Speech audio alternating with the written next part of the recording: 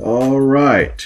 Good morning, good afternoon, and good evening, everyone. I want to bid you all shalom. This is Dr. Yashua Ben Ephraim coming at you all once again with another great video. I hope you all are in great health and spirits as we continue to embark on this journey. Now, this is going to be that comprehensive video that I've told you all about. So I'm going to get right into the abstract and what you can expect. I tell you, it's action packed though. This video is the end all, be all. So let's get to it. All right. This is the abstract to prove my thesis, which is actually several. I have several points and several moving parts to my thesis. But it is now official. The genetic code / genetic mystery has finally been cracked, and you're hearing it here for the first time, coming from me, yours truly, Dr. Yashua Ben Ephraim. My genetic research and findings all point to one logical conclusion about the origin and existence of the E1B1A Y DNA haplotype, and everything has culminated to this point right here. Now, in the last video, I reported how the African Limba have already tested positive for possessing the Cohen modal haplotype, which genetically proves that they are direct descendants from the tribe of Levi, the priestly tribe of Aaron, brother of Moses. And although the quote-unquote powers that be have tried to pitch to us that the Limba are from haplogroup J, which is a European haplogroup that originated in the Caucasus Mountains as a so-called contributor of their Cohen modal. At least that's what they're trying to imply. I already exposed that last segment or last video as a blatant and total lie, because those groups in haplogroup J, who they claim are descendants of Cohens, have very little or no actual Cohen blood at all. And I already presented the DNA proof that the African Limba has more Cohen blood in them than the Ashkenazis and the Sephardic Jews put together. So basically they prove their own selves to be liars. And haplogroup J is not the contributor to the Limba's Cohen modal haplotype. And although they try to keep their real Y DNA haplotype hidden or under tight wraps, my suspicions were confirmed. The African Limba are of the Negro haplotype E1B1A, as are we, the so-called African Americans, the Bantus of West Africa, and other Negroes scattered throughout the four corners of the world, in Haiti, the West Indies, and several groups throughout the Caribbean that have a percentage of Negro, Hebrew blood, etc. And if they are E1B1A and have proven to be Cohens from the tribe of Levi, then that means Levi, one of Jacob's 12 sons, possessed the E1B1A Y DNA haplotype as well. And if Levi possessed the E1B1A, well, he got it from his father. So that means that Jacob possessed the E1B1A Y DNA haplotype as well. So it goes without saying, clearly, this means that Abraham, whom the Most High said he was going to make the father of many nations, possessed the E1B1A Y DNA haplotype as well. So with all that said, the only logical conclusion is that the E1B1A Y DNA haplotype and all of its subgroups are actually the founding lineage of the ancient Israelite nation. And this has been kept hidden in a secret, not just from us, but the world. The so-called powers that be continue to do their best to keep this historical, scriptural, and genetic fact from all the rightful children of Israel who are scattered in America, abroad, and all around the world. The Negro-wide DNA haplogroup of E1B1A is the founding lineage of Israel. Jacob passed on the Negro-wide DNA haplotype to all 12 of his Negro sons, whom their mothers were Negro women, who became the 12 tribes of Israel. Now, I've taught ad nauseum that a male child automatically takes on his father's Y DNA and bloodline the minute he's conceived. And there's no disputing this genetically, scientifically, or scripturally. All 12 sons of Jacob possessed his Y DNA haplotype of E1B1A and passed it on to all the descendants of the 12 tribes of Israel who are walking around throughout the four corners of the earth today, more commonly referred to as Negroes or so-called African Americans here in America. Now listen to me clearly, and this clears up any and all misgivings, misconceptions, misunderstandings, whatever. If you are not of the Negro E1B1A haplogroup or any of its subgroups, you are not a Hebrew Israelite by blood lineage, and therefore cannot establish genealogy as a child of Israel. Let me repeat that. If you are not of the Negro E1B1A haplogroup or any of its subgroups, you are not a Hebrew Israelite by blood lineage, and therefore cannot establish genealogy as a child of Israel. Now again, I'm not interested in fabricated or skewed facts and logic or bastardizations of scripture. I don't got time for all that. My DNA research, along with revelation to me by grace and mercy of the Most High, has finally tied everything together as a people and as a nation. As I promised beforehand, this video presentation is the first of its kind, and it's extremely comprehensive. I leave no stone unturned. It meets each lie head on and destroys it with genetic and scientific fact and proof. Plus, it ties everything and everyone together. So there is no doubt, no question, and no dispute as to who the Hebrew Israelites really are, who they aren't, and who the descendants are in the earth today.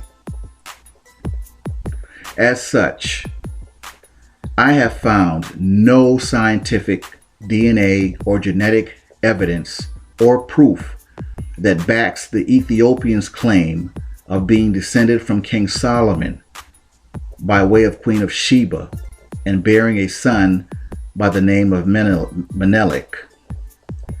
Now, this long-held story were true, the DNA evidence would be overwhelming, meaning there would be a mountain of Ethiopians who carry the E1B1A haplotype or one of its subgroups, and I have found no such proof.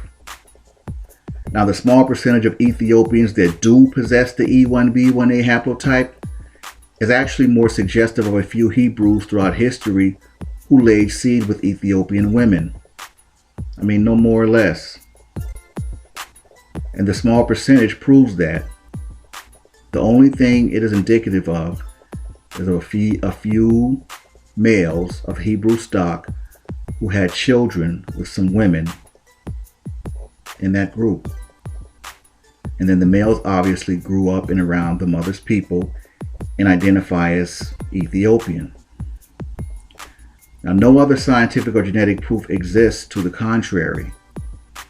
I've said this many times over and over again, and I will continue to say it.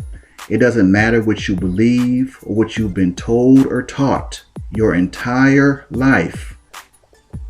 DNA takes the guesswork out of everything, and it reveals the truth. It lifts the skirt of the liars, the culture stealers, and oppressors. King Solomon was from the tribe of Judah, which means he genetically carried the E1B1A and would have passed that Y DNA bloodline on to a supposed son.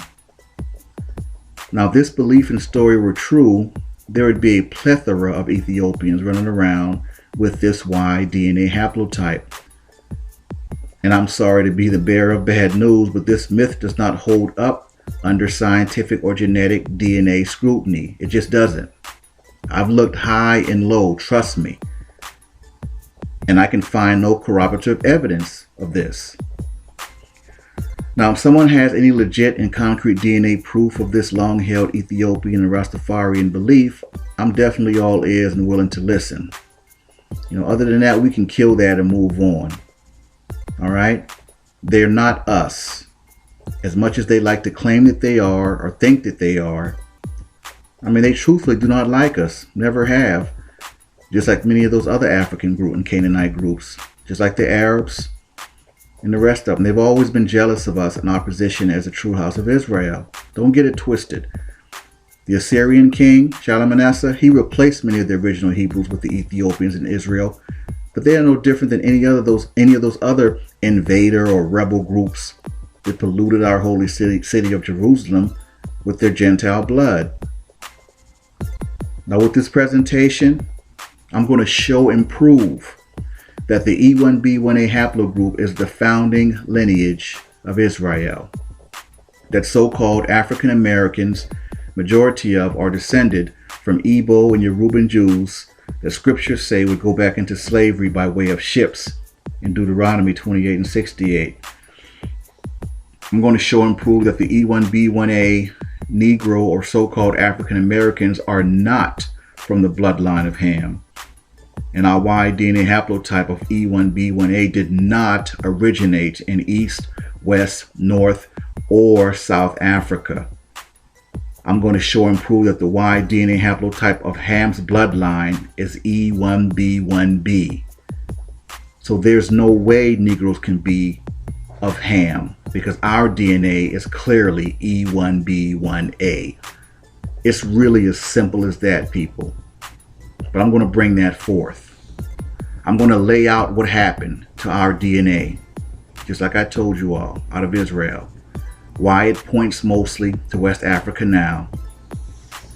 The Bantu expansion was actually primarily a Hebrew expansion because the Bantus are Negroes. They're Hebrews. And they either started civilizations over in West Africa, or they mixed in with some local West African tribes, or what they call in genetics, they mixed in with some of the local West Africans.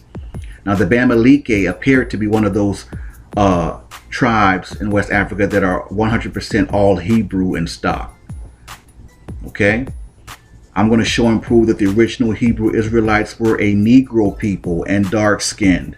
Not dark-skinned Arab or Middle Eastern looking as some tried to proclaim. They may have looked Africanic by their features externally, or what some would call sub-Saharan, but make no mistake, the original Hebrew Israelites were dark-skinned, black, Negro people, and not the same people as Africans or Canaanites, period, point blank. But because of us being scattered throughout the world, the descendants of the 12 tribes of Israel, who are all Negro, will be all different shades of black today. But please don't get it twisted. If they carry the E1B1A Y DNA haplotype or any of its subgroups, they are Hebrew Israelite by blood and thereby children of Israel. There's so much information contained in this presentation. I honestly didn't know where to begin exactly, but I can tell you whatever question I didn't answer in the last couple videos will definitely be answered here. I wanted to kind of start with in the beginning, so to speak, and speak about what happened to us, but I'll probably have to work my way back. But trust, we'll get there. And just like the last time, get you something to write with. Grab a King James Version Bible, Older one preferably, because the newer ones have taken the word black out. Yeah, they went there. They've taken the word black out. But let's get into it. All that being said, let's start this historical revelation and presentation. The E1B1A is the founding lineage of the ancient Israelite nation. And I bid everybody shalom. All right, and just like that, we are off and running. I'm going to start here because of many of you, if you remember, when I put out the very first DNA video, and I said then it was like a precursor of sorts, because it gave a very brief yet concise description of what Y-DNA was and how it operated in terms of a male child getting it from the father and establishing the bloodline from conception. And that's how patrilineal lineage works. You have to go through the father. All this establishing, lineage through the mother, that's nonsense, man. That's some satanic type, whole other agenda type thing that's not sanctioned by the Torah at all. So that tells you right there that the people doing that are not operating in line with the Most High, because that goes directly against the Torah. Your lineage is established through the male, through the father, period, point blank. So I discussed that in the very first video, and I gave a really good overview of how DNA works, right? So upon my research, when I came upon Family Tree DNA, like I said, they were one of the few companies that actually placed our Y-DNA of E1B1A at the start of the Israelite nation, right? But at the same time, some things about it always kind of troubled me, and it was almost like, it was saying that, okay, yes, your haplogroup or your DNA was in Israel, but you're predominantly sub-Saharan African. Well, let's read it. Let me break it down, and then I'll go into the next segment of what this, or rather the significance of this, because this was actually listed as a quote-unquote Jewish haplogroup, right? Okay, cool. So now it says this haplogroup is predominantly sub-Saharan African and is the most common haplogroup among African Americans. Then it goes on to say, among Jews, it can be found in very small percentages, even in Jews from Eastern Europe, where there's little, if any, African influence to be found. Now, here's the kicker. It said this indicates that while this haplogroup is certainly not a founding lineage for Jews, it was present in very small amounts at the time and formation of the ancient Israelite nation. Now, that never sit well with me, because I'm thinking, okay, if basically you're using wording to say that our DNA was there in Israel, but it was in very small amounts, why would you go as far as to say that while that the haplogroup is certainly not a founding lineage for Jews? I thought that was really peculiar. Like, if you really didn't believe that, or there was no evidence to the contrary, it would be pointless to even make a statement like that. So that was the first red flag to me. Okay, they wanted to kind of hammer home, it seems like, that the haplogroup is so-called sub-Saharan African. And let me just state for the record, not to get too far ahead of the presentation, but the E1B1A, it points predominantly West African now, because that's where we in the haplogroup migrated to. And ironically, it's for the same reason why a lot of those European haplogroups are pointing to the Middle East. That's not where they originated. Okay, that's where they invaded. That's where they're people who raped the land, who stole the land, back in those times, whatever the case may be. Their DNA convicts them of that. So that's why our DNA points mostly to West Africa, or what they call sub-Saharan. But haplogroup E1B1A is not sub-Saharan. So anyway, not to go on a tangent, but so it made me think, okay, Why would a company as big as Family Tree DNA, and I have to give them credit, they have one of the biggest DNA databases in the world. Why would a company as big as that make statements to the effect of, and they have to know the truth, right? So it made me question who was actually behind Family Tree DNA, right? So this leads to the next segment. Pause. And this person, ladies and gentlemen, is the president, CEO, and founder of Family Tree DNA, Mr. Bennett Greenspan, an Ashkenazi Jew. Now, I'm not one to jump on, conspiracy theories, Illuminati, all this kind of stuff. But at the same time, I'm a realist. At the same time, I know who scripture says are the people who've conspired to keep us and our identity hidden. Now, for what it's worth, it seems that, he was trying to somewhat, tell the truth, but at the same time, still perpetuating the lie, right? In essence, giving us a shout out saying, hey, and basically giving us like a little wink, wink, like, yeah, you guys are sub-Saharan African, but I know you started in Israel. Here's your little shout out, wink, wink. Well, that's a misnomer.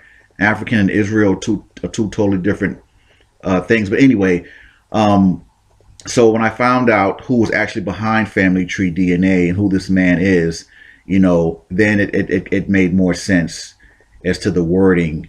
Like I said, it seems like he was kind of push pulling with it.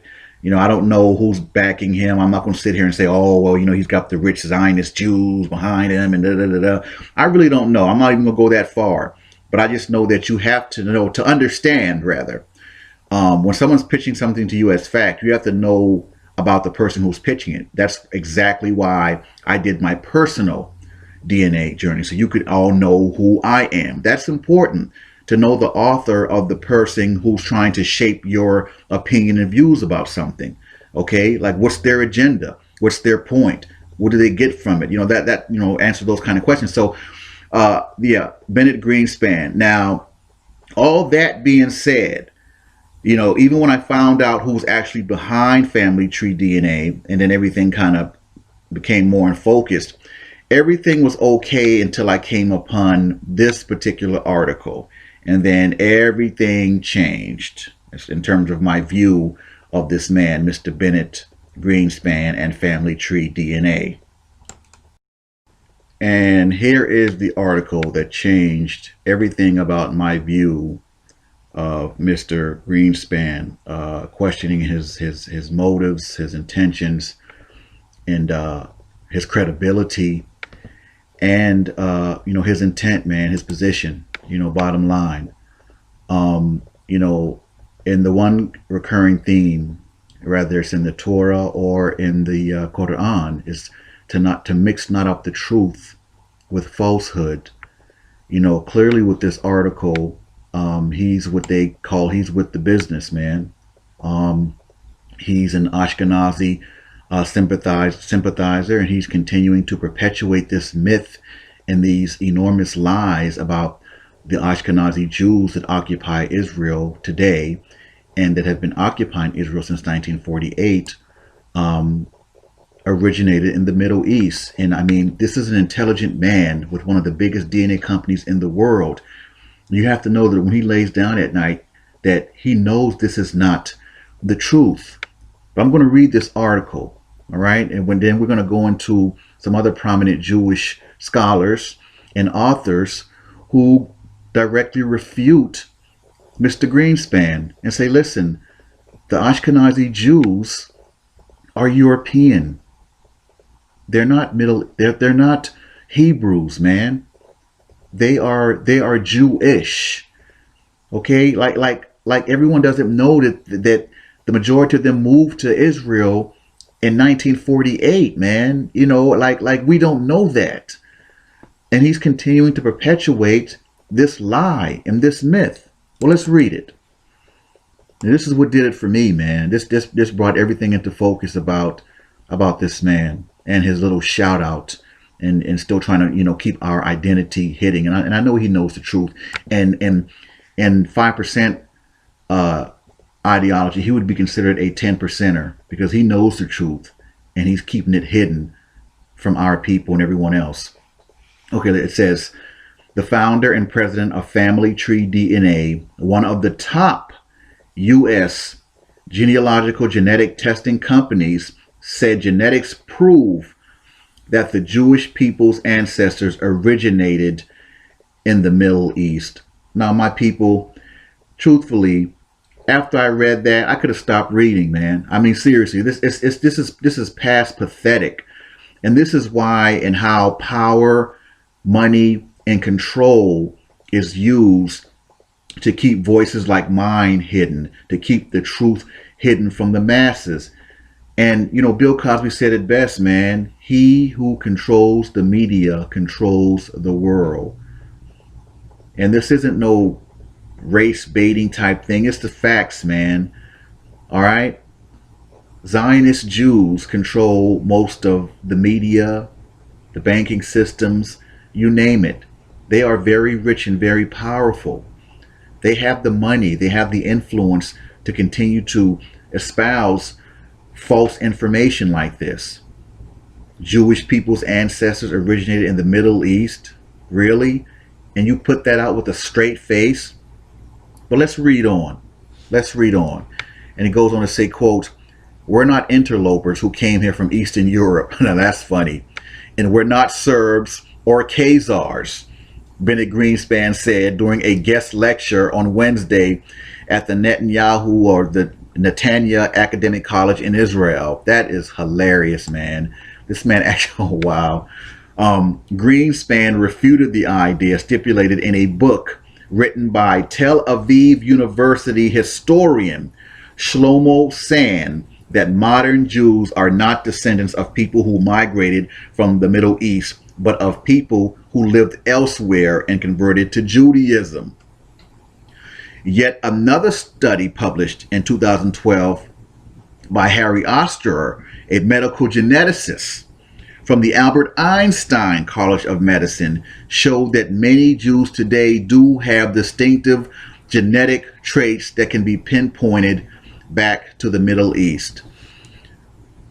You can use whatever polemic you want to discredit the Jews or discredit the nation, but saying that we weren't here is a lie, Greenspan said.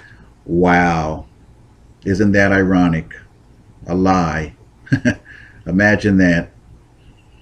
Among, quote, no less than 75% of Ashkenazi, Sephardi, or Mizrahi Jews, their ancestors came from what we call the general Middle East, based on family tree DNA database data.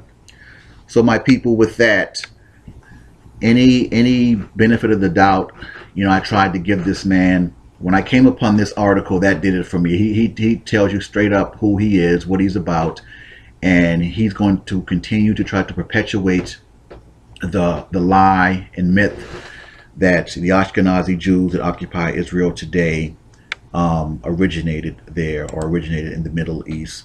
So you have to take that with a grain of salt in terms of, this man is not credible when it comes to Hebrew Israelite lineage and getting the bloodline established, right? So he's going to continue to perpetuate this great humongous lie, man. All right. Like, we don't know that they moved there in 1948 and they didn't originate in Israel. I mean, come on, really? There's too many books out there. There's too much science, too much genetic evidence to the contrary. And this is past pathetic. I mean, it's not even funny how blatantly dishonest, man, these people are, and will continue to go, great lengths to hang on to these recycled and regurgitated lies, even after their own people have repeatedly come out with books and genetic facts stating emphatically that the people who occupy Israel today, and have been since 1948, are not the original inhabitants of that land, man. And they're actually Khazar, in stock, i.e. Europeans, mostly from the Caucasus Mountains. So in the next segment, we're gonna go into Shlomo Sand. I'm gonna talk about him a little bit. Like I said, he's a professor at Tel Aviv. His book, The Invention of the Jewish People, was on the bestsellers list in Israel for many weeks. And we'll talk about and discuss briefly Arthur Kessler, his book, The 13th Tribe. So, you know, it's just way too much information out there, and from their own people, man, that says, look, man, this is a lie, this is a myth. Okay, but they still want to continue to perpetuate the lies. So let's move on to the next segment and talk a little bit about Shlomo Sand in the 13th Tribe. And then we can sort of, you know, move on from there. I'm not going to just, you know, beat this into the ground. It is what it is. You know, this is Mr. Shlomo Sand, professor and historian at the Tel Aviv University in Israel. He's the author of that book, The Invention of the Jewish People. And you can see a little bit of his biography. It says he was born in Austria to Polish Jewish survivors of the Holocaust. Sidebar, the actual first president of Israel was actually Polish and from Poland. And he actually changed his name. He had a Polish surname. He changed his name to sound more quote unquote Jewish, because he was from Poland. Just a little sidebar, a little tidbit right there. And here's some of Mr. Sand's views, and you know, clearly he's not with the business. You know, he's not with that Ashkenazi or Zionist agenda. You know, and you have to applaud him for that. You know, I don't care what your nationality is, your race is, your color, whatever. When you take a stand for the truth, to me, that's to be applauded, because 9 times out of 10, the truth is going to always be unpopular. For some reason, people have a problem with the truth. And I mean, that's even prevalent among my people who refuse to believe who they are. I mean, all this proof in their face, all the genetics, the DNA, the Bible, the scripture, and people have they just, I don't know, human nature, man. Problem with the truth. But not to go on a tangent, it says this is Mr. Sand's view, some of his views. I'm not going to read all of it, but I'll just read some of the highlights. He says, while acknowledging the affinity between Jews and the Holy Land, Sand has said that, quote, I don't think the religious affinity to the land gives you historical right. Right on. Still, he supports Israel's existence, not because of historical right, but because of the fact that it exists today. And any effort to destroy it will bring new tragedies. You know what? I have to totally agree with that. I mean, that's just real. And then go down a little bit. He says, comparing the Palestinians to children of rape, Sand has said that Israel, quote, raped a population. And not only a population, we destroyed this society. Man, I'm going to end that. You know, you guys can kind of pause that and read it, but we got a long way to go. So we're going to go on to the next segment of Mr. Sand, and then move on to Mr. Kessler and go on from there. All right. Now, this next segment is entitled Criticism of Gene Studies. Excuse me. It says in 2010, when Harry Oster, a Jewish professor of genetics at the Albert Einstein College of Medicine, and we mentioned him some slides ago, announced the results of a DNA study showing, quote, powerful genetic markers of Jewish ancestry, end quote. Sand told Science magazine that, quote, Hitler would certainly have been very pleased, end quote.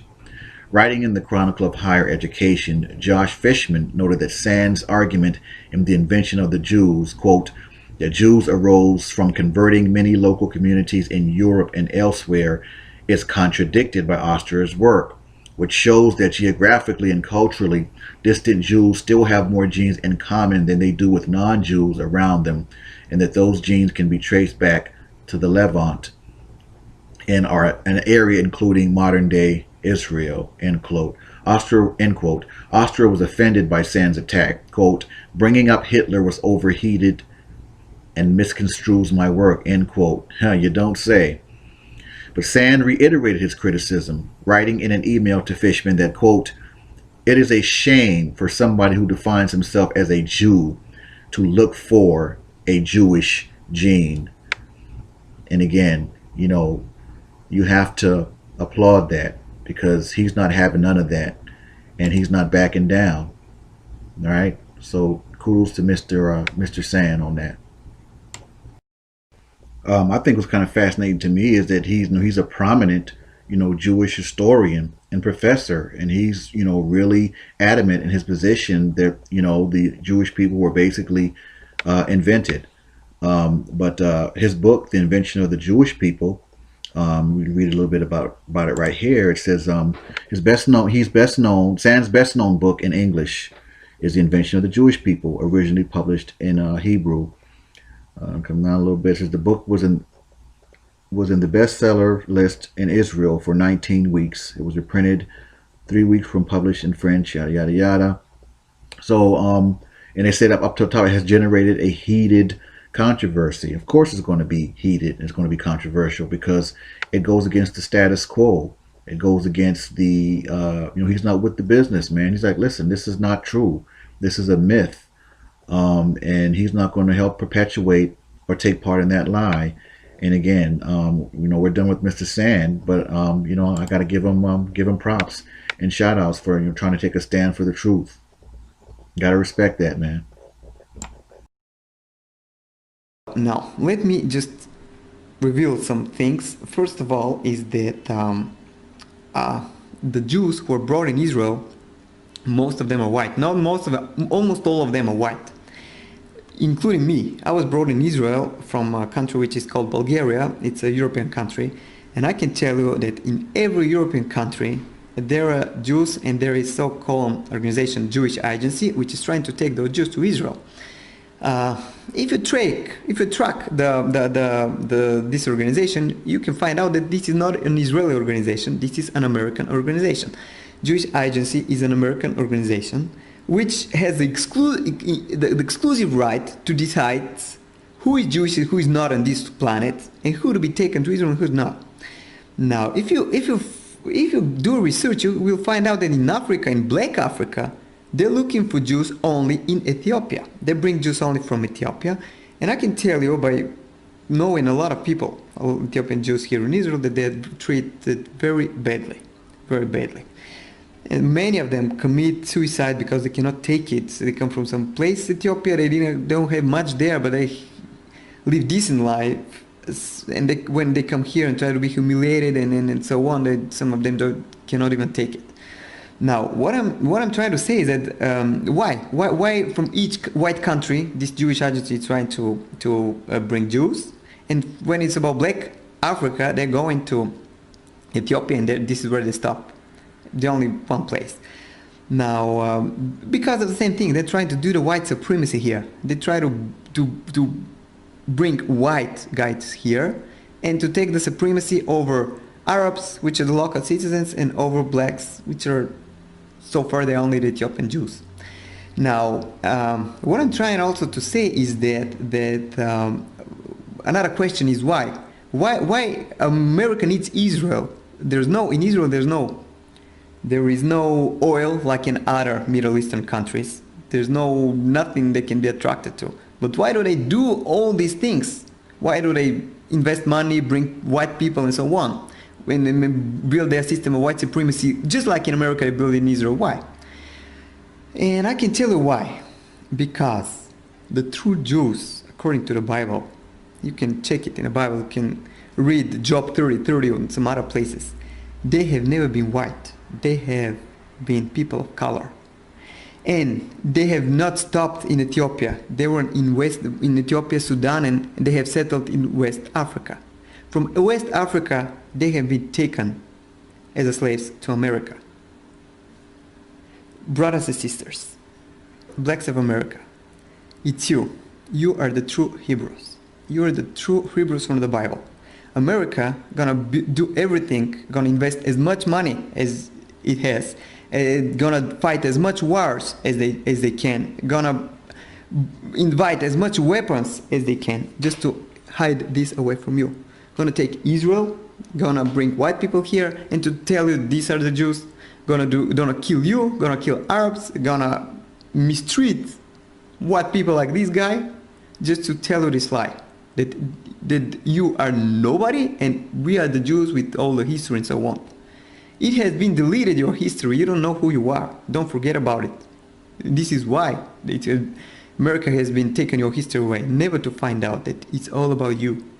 I'm telling you this, please. I don't ask you to come to Israel and to start a revolution. I'm just asking you to start thinking this way, to believe me a little bit, because I'm living in Israel and I'm part of this injustice. I really believe that people like me and you, we can bring the justice back. Thank you. Wow. Emotional indeed, man. But I included that testimony because not only was it powerful, and he's one of many. This man is he's, by his own admission, he's a European Ashkenazi Jew living in Israel, and he's taking the time to say, hey, listen, black people in America, you are the quote unquote true Jews. It's you. So not only that, but I wanted you to also see that if you listen to everything this man said, he's telling you that America or these American agencies, they're with the business, man. They know the truth and they know what they're doing. So just, you can read between the lines, but just really listen to that testimony, man. I had to include that into this presentation because it was very relevant. I'm sure emotional for a lot of you and powerful at the same time. So we're going to go ahead and round out, Mr.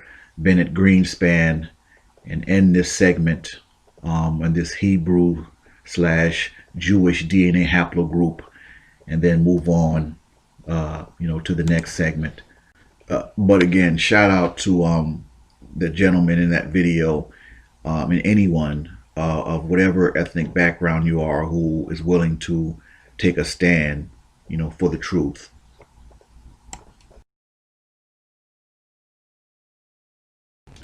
Well, Mr. Bennett Greenspan, here we are. You said that haplogroup E1B1A was sub-Saharan, and we know that that is a lie, and you do as well. You said that the E1B1A is actually found in Eastern Europe where there's no Africans. Well, that should tell you that it's not an African haplogroup. You continue to contradict yourself and basically make yourself out to be a liar. But either way, and you also said that our DNA was, the E1B1A was found in very small amounts. That also is a lie. And you made it a point to try to say that that our haplogroup, the E1B1A, is certainly not a founding lineage for Jews. Well, that is the biggest lie that you've told, because not only was our DNA present, the E1B1A, but the E1B1A, Mr. Bennett, is actually the founding lineage for the Jews, or for the ancient Israelite nation. I'm sorry. So we reject that which you put out there as the so-called fact and truth, and we submit a more factual and truthful Y DNA haplogroup of the E1B1A, and here it is. Here's the truth, Israel, and we can replace that BS with the real knowledge of the haplogroup E1B1A and its origins and where it came from. Okay. Haplogroup E1B1A is a Hebrew Israelite haplogroup. Okay, this haplogroup is found predominantly among Bantu Negro descendants, to include but not limited to the African Limba, many West African tribes, Igbo Jews, Yoruba Jews, African Americans, West Indians, Brazilians, Haitians, and other Negro-influenced races throughout the Caribbean and scattered across all different nations. Contrary to false DNA reporting, this is not a sub-Saharan or Hamitic haplogroup. It is Semitic in origin. Negroes have been identified as being exempt from the bloodline of Ham as per the Zondervan Compact Bible Dictionary. This haplogroup this haplogroup represents the Y DNA of Jacob, the father of the 12 tribes of Israel, Dr. Yashua ben Ephraim. And this is a segue into our next segment.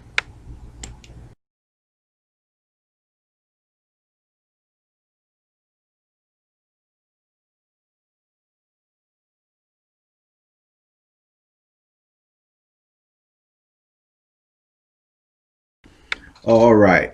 Now, this is probably the foundation of one of the biggest lies about our people. This actually probably sets everything in motion as far as so-called the blacks being the quote-unquote curse of Ham. And actually, that whole curse of Ham stuff originated from the Jews, actually. And you could find that in their in that satanic Babylonian Talmud, that blacks are a result of the curse of Ham, which is a blatant lie, like so many others. Get in line, right? But that's where that whole curse of Ham thing came from. And you can find that in the Babylonian Talmud, which is a satanic book, and they already were outed as the synagogue of Satan. But I'm not going to go on a tangent. I'm going to deal with this right here. So it says Ham, the youngest son of Noah, born probably about 96 years before the flood, and one of 8 persons to live through the flood. He became the progenitor of the dark races, not the Negroes, but the Egyptians, Ethiopians, Libyans, and Canaanites, or Africans. And that is in the Zondervan Compact Bible Dictionary as reference. Now, if you're like me, when I first began on this journey of discovering this truth, that really stood out to me. Not the Negroes, but it didn't give any other information. Okay, not the Negroes. So that would be the so-called African Americans. They're saying that we're not of Ham. So then who are we from, or where are we from, and what do they mean not the Negroes? So anyway, let's fast forward a little bit. That term Negroes was actually defined a totally different way many years ago, before they did away with the definition of Negroes. Now pause that and frame that real quick. Now, remember how they always say, well, they always try to tell us, oh, you black people, you're from you're from the Bantu expansion, West Africa, yada yada yada. Well, guess what? Thank you, white people. You've been telling us that for years. But what you didn't tell us, and what you probably didn't even know, is that the Bantus are actually Hebrew Israelites. Now pause that, and let's go back to not the Negroes. Now, I'm gonna add this little piece, so the definition of Negroes can be defined, of how it was defined many years ago before they changed it and took it out. Now, if they had never taken out the original definition of Negroes, we would have known that the Bantus were considered Negroes, and that we would have put 2 and 2 together. Wait a minute, Bantus, Negroes, black people from Bantus. Oh man, wait a minute. So okay, so we're part of that whole Negro thing. So when the Zondervan Compact Bible Dictionary says not the Negroes, it's saying basically not the Bantus, and not the people of that Bantu expansion. So I guess they didn't think, or that we would be able to read one day, or we would want to find out the information or find out the truth. So they said, "Oh no, they're getting too close. We gotta do away with that." So let me just pause that. I'm going to include this definition of not the Negroes, or I'm sorry, I'm going to include the definition of what Negroes originally stated, and then we'll get back on this segment.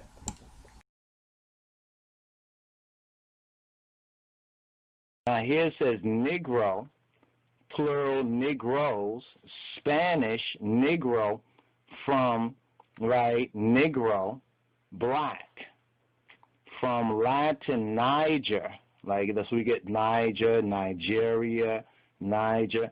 It says a person of the typical African branch of the black race. They don't talk like this anymore. It was too telling. They never thought that our people would read and study and seek the truth about who they are. So when we started to read these things and find out and use it as proof, this is where they had to, upgrade what they were saying to try to confuse folks who are not going to study and find out the roots. It says, formerly called the Ethiopian. Let's read the sentence again. It says, a person of the typical African branch of the black race, formerly called the Ethiopian. So before they were called the black race, what were they called? The Ethiopian, inhabiting the Sudan, or loosely, right, or loosely of any of the black races of Africa, including, besides the Negroes proper, Bantus, that Bantu word, Pygmies, Hottentot, and Bushmen. Maybe that's the reason why they have the clicks too. See language table.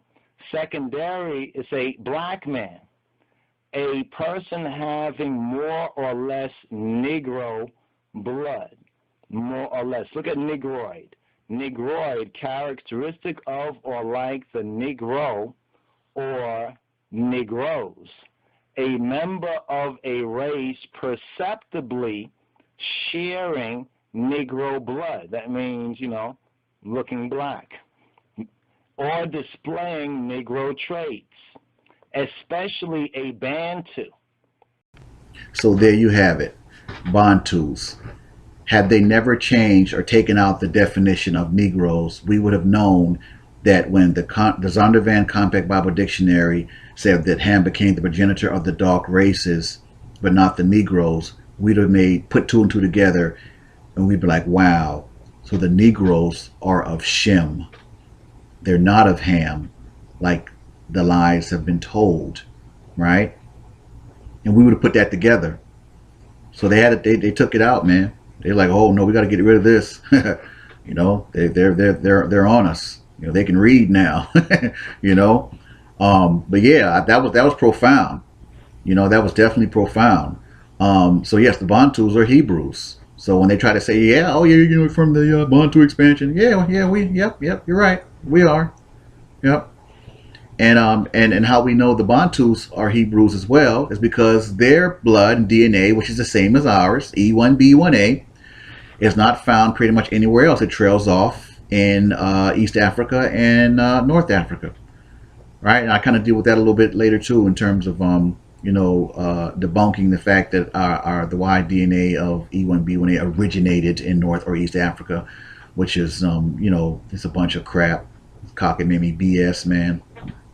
But yeah, so let's see if this Zondervan Compact Bible Dictionary passage holds up to scientific, genetic, and DNA scrutiny. So it says Negroes are not of Ham. So that means that our bloodline should not match Egyptians, Ethiopians, Libyans, or Africans, right? Right. Well, let's see if that holds up to scientific and genetic scrutiny. All right, here we go. Now let's get to it. Now the EM35 or the E1B1B. I wanted to show this real quick because I want everyone to see and know that I'm not trying anything funny. I want to be totally transparent and totally forthcoming, with this information, especially from a scientific and genetic standpoint. Okay, let's read about it real quick before I actually provide the DNA evidence of those groups that said Ham became the progenitor of. All right, this is the precursor. It says, for people who have tested and been assigned paternal haplogroup Y DNA haplogroup E1B1B or EM35, or are believed to have had this haplogroup based on descendants tested, defining mutations, M35. Okay, origin. The modern population of EM215 and EM35 lineages are almost identical. Yep.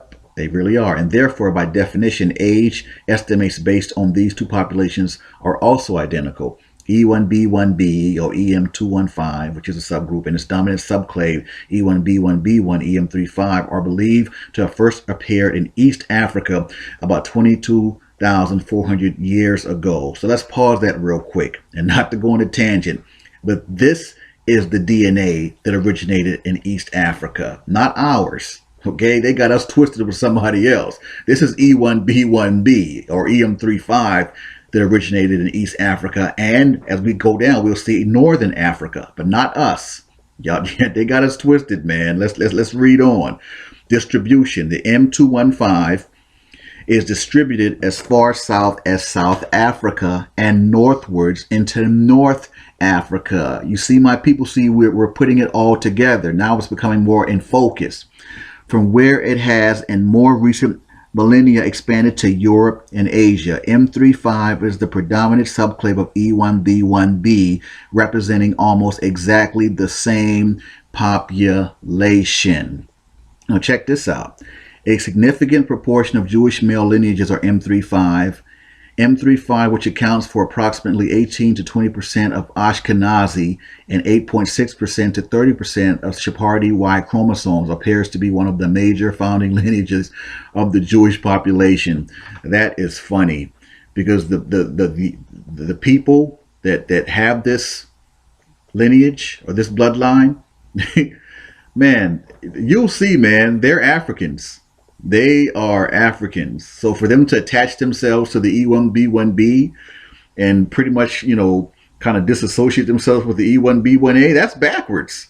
Because E1B1B are Hamites, Hamitic, and I'm about to prove that right now. This is, oh my God, this is funny, man. This is so, it's funny and it's fun, because I'm proving genetically, man, that these people have it twisted. They're trying to call themselves, trying to diss us, talking about E1B1A as sub-Saharan African. No, E1B1B is sub-Saharan African. You know, yeah, let's get into it. I wanted to kind of to let you all see that, though, because that M35, remember that EM35 or that E1B1B, that is the Y DNA of those groups that the Zondervan Compact Bible Dictionary says Ham became the progenitors of. And I'm going to show and prove, I'm going to show that DNA right now as we continue to move forward in the segment. All right, now this is the DNA data of the dark races that the Compact Bible speaks of, that Ham became the progenitor of. Now, I don't want you to get confused with all the different numbers, percentages, and nomenclatures. That's why I'm here to quarterback it with all this DNA stuff. But if you see the column that says sample, we're going to count over 4. 1, 2, 3, 4 to M35. The EM35, E1B1B. That's what the M35 means, and that's where our focus is. Now, the M215, the M28, those are all just subgroups or subclades of the same group, basically. So we're not focusing on that. Our focus is the main haplogroup of these races, which is the M35. That's the umbrella, if you will. Okay, so we're going to keep our focus there. So just remember that it's 4 columns over EM35, and we're going to identify those dark races by their Y DNA that the Compact Bible speaks of. So the next slide, 4 columns over EM35. Let's get it. Well. Remember, 4 columns over. 1, 2, 3, 4. Boom. That's the EM35 of the E1B1B. Now actually this slide is the end all be all, because this slide includes all the dark races that the Compact Bible Dictionary speaks of that Ham became the progenitors of. It said he became the progenitor of the dark races, not the Negroes, but the Egyptians, Ethiopians, Libyans, and Canaanites or Africans. And as you can see, my people, all those groups are listed right here. Boom, EM35 or E1B1B. You start from the top, you see the Algerians, see the Ethiopians, you see all manner and like manners of the Ethiopians fall under the E1B1B or the EM35. Scroll down, you see the Libyans, right? See the Egyptians, and you come down, you see the Maasai, which is a African or Canaanite group. Now, keep in mind, there's plenty of Hamites and Africans, and that fall under the EM35. This is nowhere near an exhaustive or comprehensive list of Hamitic groups. But just to prove my point, scientifically and genetically, right here, we are looking at genetic proof that the E1B1B or the EM35 is actually the Hamitic bloodline and the bloodline of Ham. So when it said not the Negroes, that proves it right there. It's in their face, man. We have the genetic scientific proof right here in front of us. We're looking at it together. Okay, so I'm establishing the genetic haplogroup of the Hamitic bloodline, and obviously it's E1B1B or EM35 or any one of those subgroups that fall under there. There you go. So with that said, let us continue. Okay, I wanted to kind of add this as an addendum of sorts to the EM35 or the E1B1B designation for the Ham bloodline, just so you all can kind of see. Haplogroup EM215, like I said a few slides ago, that's a subgroup of the EM35, right? Possible time, approximately 22,400 years, yada yada. Now North Africa, that's key. North Africa. Now their ancestor, who's their ancestor? EP2. Descendants. Again, see that haplogroup EM35 and EM281. Again, all subgroups of the EM35. Now, just so in case you're wondering, well, who's the EP2? I know all these little small nomenclatures can be kind of confusing, but just I got you. Who's the EP2? Well, let's see. Haplogroup EP2. Who are they? In human population genetics, haplogroups define the major lineages of direct paternal male lines back to a shared common ancestor in Africa. EP2 is the most dominant Y chromosome lineage in Africa and exists at lower frequencies in the Middle East. Let me say that one more time. And exists at lower frequencies in the Middle East and Europe. The lineage is thought to have originated in or near modern day Ethiopia. Boom. There you go, my peoples. I brought it all back full circle. Okay? E1B1B, the EM35 that the Ethiopians belong to, the Libyans, the Africans, and the Egyptians is a Hamitic bloodline. And I just brought it back full circle. Show and prove, man. Show and prove. And I did just that. So we're going to go on to the EM2 or the E1B1A, which is the bloodline of the Negroes and Shem's bloodline. So we now know that Ham's bloodline is E1B1B, and there's no disputing that genetically or scientifically. How about that? All right, before I bring out the Negro or the E1B1A Shem's bloodline, I kind of wanted to include this segment because I thought it was very interesting. President Obama, because I often wondered, is he, Hebrew? I know his father's from Kenya and everything, and no, he's not. The president is from the bloodline of Ham. He's literally from an African tribe. His father is from the Luau tribe. And I thought it would be interesting to kind of do a little research on the Luau tribe. You kind of just get a glimpse at what a Hamitic Canaanite or African tribe actually looks like. And you'll be kind of amused to see what I found.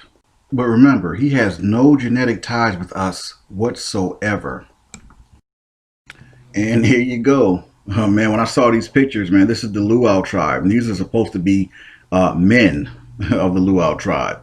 I thought about the Most High admonishing us not to do what the Africans and the Egyptians do, because a lot of those Canaanite groups, man, those African groups, they were heavy into homosexuality, man. We were admonished not to do as they do. And those dudes look mad suspect, man. They do. They look real suspect. These guys give them a little, some pizzazz or something, because those few pictures with the Luau tribe, and I was like, wow, they look really gay.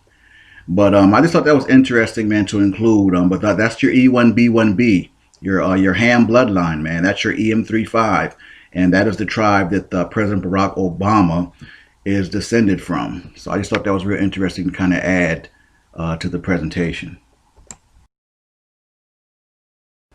All right, moving right along. And I know I actually covered this in the last presentation, but I'm going to kind of go over it again real quick because it's relevant to establishing Shem and Ham's bloodline.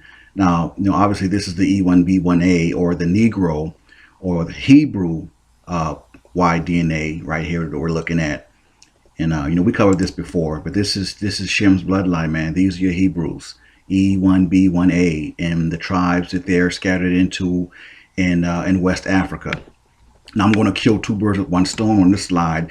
Not only am I showing the Negroes in the E1B1A, or establishing Shem's bloodline, proving it that we are not of the Hamitic bloodline, but if you go down a little bit here, it says this E1B1A, or the smaller nomenclature is also called EV38 or EM2, reaches frequencies of over 80% in many parts of West Africa, Central Africa, East Africa, as well as Southern Africa. But it says this haplogroup's frequency and diversity are highest in West Africa region. Of course, we already know that. Within Africa, EV38 displays a west to east as well as south to north Cineo distribution. In other words, the frequency of the haplogroup E1B1A decreases as one moves from Western and Southern Africa toward the eastern and northern parts of the continent. Let me say that one more time. In other words, the frequency of haplogroup E1B1A decreases as one moves from Western and Southern Africa toward the eastern and northern parts of the continent.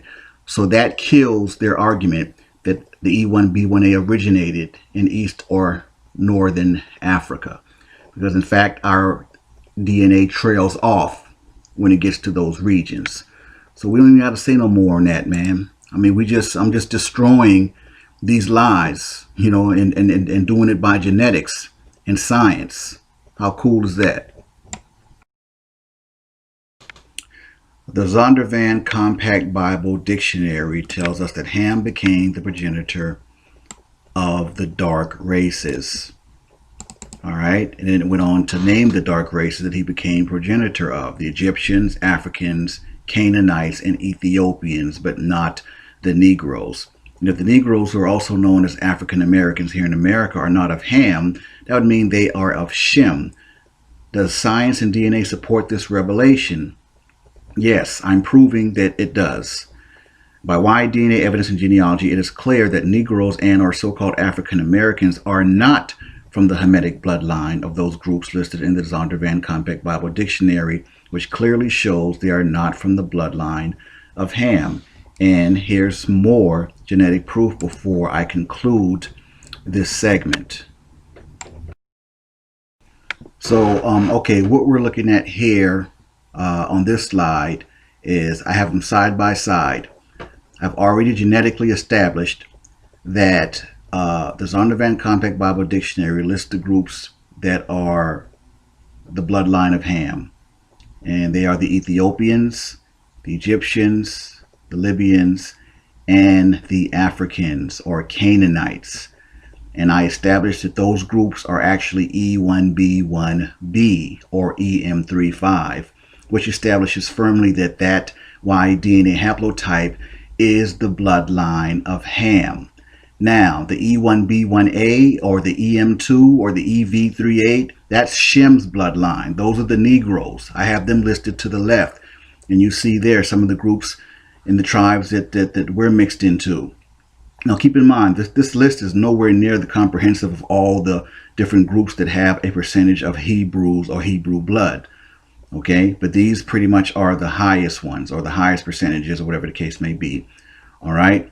So this concludes my thesis on whether or not blacks or so-called Negroes are from the bloodline of Ham. I've proven genetically and conclusively that Negroes are not of Ham and do not share the Y DNA of the Hamitic groups belonging to that bloodline. And we're going to keep this real simple because I'm not ever trying to be the author of confusion. So I want all to understand. Shem's bloodline is Y DNA haplotype E1B1A. Ham's bloodline is Y DNA haplotype E1B1B. It's as simple as that. The powers that be and the so-called geneticists, they got it twisted. You know, they really have it twisted. E1B1B is actually the sub-Saharan haplotype, and they're attaching themselves to E1B1B, so they're basically jumping from Japhet to Ham, which I find is hilarious. You know, the Ashkenazis and all those guys and those groups, you know, they're really quick to kind of attach themselves to E1B1B in some way, calling it Jewish. Which, let me say this real quick: there is no way you can actually test for a quote unquote Jewish gene. That's just kind of crazy. You know, Judaism is a religion. You can't. There's no such thing as a Jewish gene. How do you test for Jewishness? I mean, either you're from Israel and you're an Israelite by blood, lineage, and genealogy, or you're not. Simple as that. So I just kind of wanted to say that real quick. But anyway, not to go off on a tangent, Shem's bloodline is E1B1A, contrary to a lot of the false information that's out there. And Ham's bloodline is E1B1B. And it says not the Negroes. And I've proven conclusively and emphatically that Negroes are not of the bloodline of Ham. The DNA evidence submitted on the groups, the Ethiopians, Libyans, Egyptians, and Africans, who Ham became the progenitor of, all possess the E1B1B Y DNA haplotype. All right, when it said not the Negroes, well, Negroes possess the E1B1A Y DNA haplotype, proving genetically and conclusively, once again, Negroes are not from the bloodline of Ham. This concludes this segment. On to the next.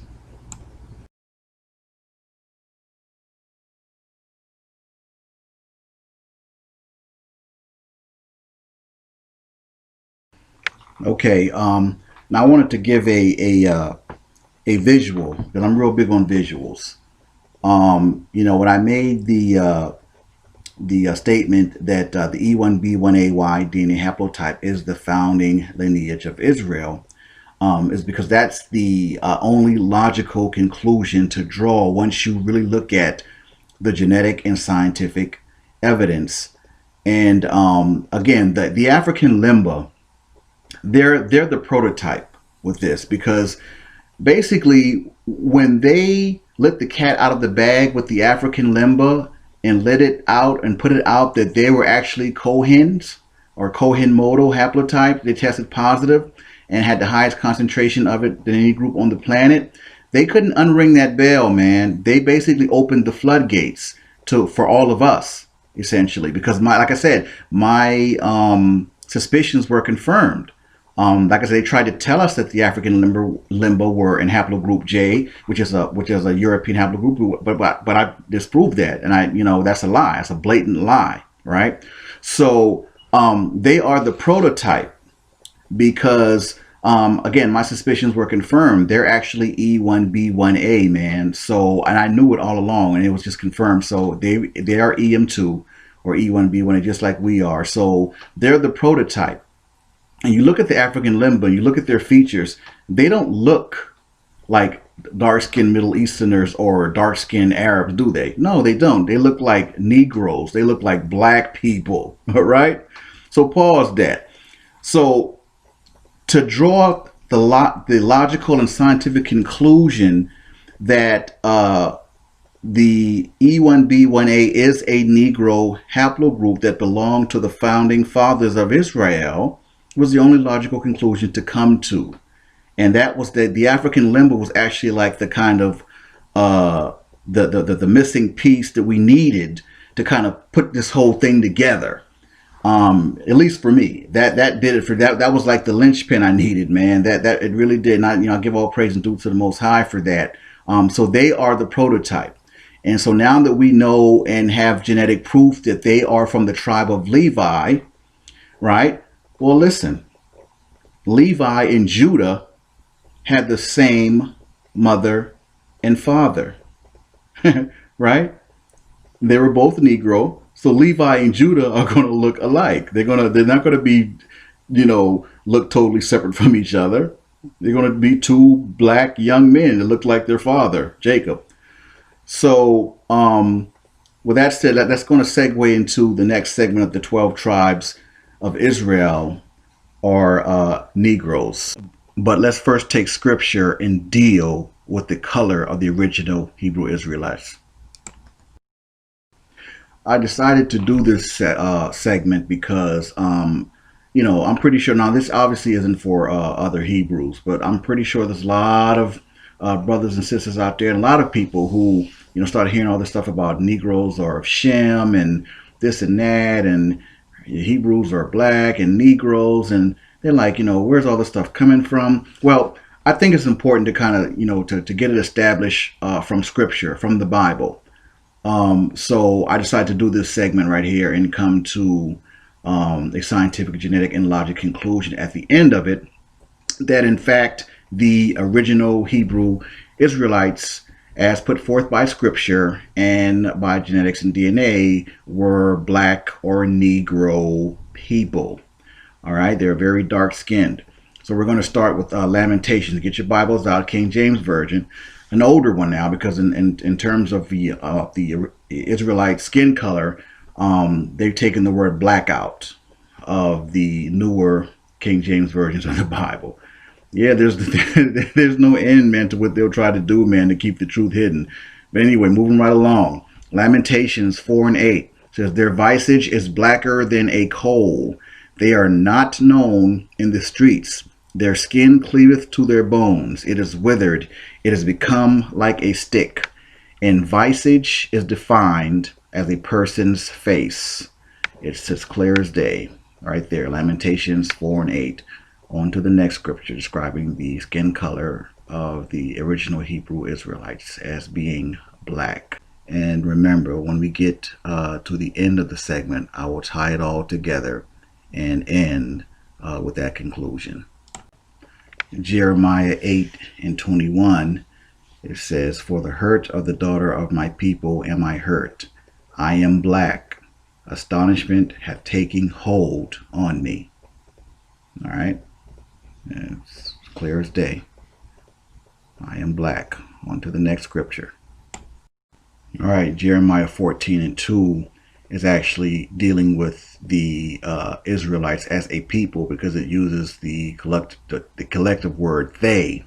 And it says, Judah mourneth, and the gates thereof languish. They are black unto the ground, and the cry of Jerusalem is going up. So again, they reference the word black in relation to all of the Hebrew Israelites of ancient Israel. Job 30:30 says, my skin is black upon me, and my bones are burned with heat. For some reason, this is one of the more popular scriptures describing the skin color of the Hebrew Israelites. Song of Solomon says, I am black but comely, O ye daughters of Jerusalem, as the tents of Kedar, as the curtains of Solomon. I always chuckle with the Song of Solomon 1:6, because in the very next, or in the previous scripture, he said that I am black, and then it's like, for good measure, he wants you to know and make sure that you know that he's black. In the Song of Solomon 1:6, he says, look not upon me, because I am black, because the sun hath looked upon me. My mother's children were angry with me. They made me the keeper of the vineyards, but mine own vineyard have I not kept. So I really think this is the Most High working here, letting us know that, hey, don't fall for it. You're going to go through all these things, whatever. They're going to try to keep your identity hidden and who you were and all this. But I think all of this was from the Most High, man, letting us know that, hey, you were a black people. You were Negroes. And everything is kind of tying together, man. So let me go ahead and end this segment and come to my conclusion. Then we go on to the next segment. And finally, I submit in relation to the original Hebrew Israelites being black people, this piece right here. Now George Friedman, in his book The End of the Jewish People, pointedly states that the Europeans claiming to be Jews are nothing more than quote unquote Hebrew speaking Gentiles. Wow. Now get this. The late president of Egypt, Gamal Abdel Nasser, stated on television, quote, "You, the Jews, will never be able to live here in peace because you left here black but came back white. We cannot accept you." Now that right there, my people, is the exclamation point. Okay? Everyone is not in the everyone is not trying to be about keeping the truth hidden. All right, there's people that know the truth, and this president, this late president of Egypt, he said straight up, he left here black but came back white. Man, I mean that speaks for itself. Okay, and again, to those who say or try to say that the original Hebrew Israelites, were dark-skinned Middle Easterners, no. Pause that. Look at this picture of the African Limba, who are from the tribe of Levi. Now you tell me, do they look like dark-skinned Middle Easterners to you? Do they look like dark-skinned Arabs? No, they don't. And remember, the African Limba, they're our prototype. To all my Hebrew brothers and sisters out there. Okay, they've already tested for the Kohen modal haplotype. All right, they're the tribe of Levi. All right, the priestly tribe of Aaron. Okay, they let that cat out the bag for us. Thank you, geneticists over in UK, whoever did that. We appreciate you. But in all seriousness, with that said, given all the information that I presented, given all the scriptures as it relates to the color of the original Hebrew Israelites as being black, people, the fact that the African Limba are the descendants of the tribe of Levi and they are clearly a black Negro people, it only leads to one logical conclusion, and it's that the original Hebrew Israelites, I conclude, were a Negro dark-skinned people, not dark-skinned Middle Easterners, but black Negro people. And remember, Levi and Judah had the same mother and father. Leah was their mother. All right, so Levi and Judah are going to look a lot alike. All right, just to kind of add to that. So before we kind of end this segment, I think I've proven conclusively and genetically that the original Hebrew Israelites were definitely a black Negro people, not dark-skinned, Middle Eastern looking or Muslim looking or all these crazy things I've heard out there. No. They were black Negro people. I want to add this as a sort of like addendum. I want to add so I don't have to do a whole different segment. I want to add the Y-DNA evidence of the African Limba, and as well as the Bantu in comparison with each other. Okay, I think that would be very, it would definitely add to the presentation. And like I said, I won't have to do a separate one for that. All right, so I'm going to go ahead and end this right here and get ready to bring forth the Y-DNA evidence of the Bantus and the African Limba. All right, now we're moving into the addendum I was telling you about with the Y-DNA of the Bantus and the African Limba.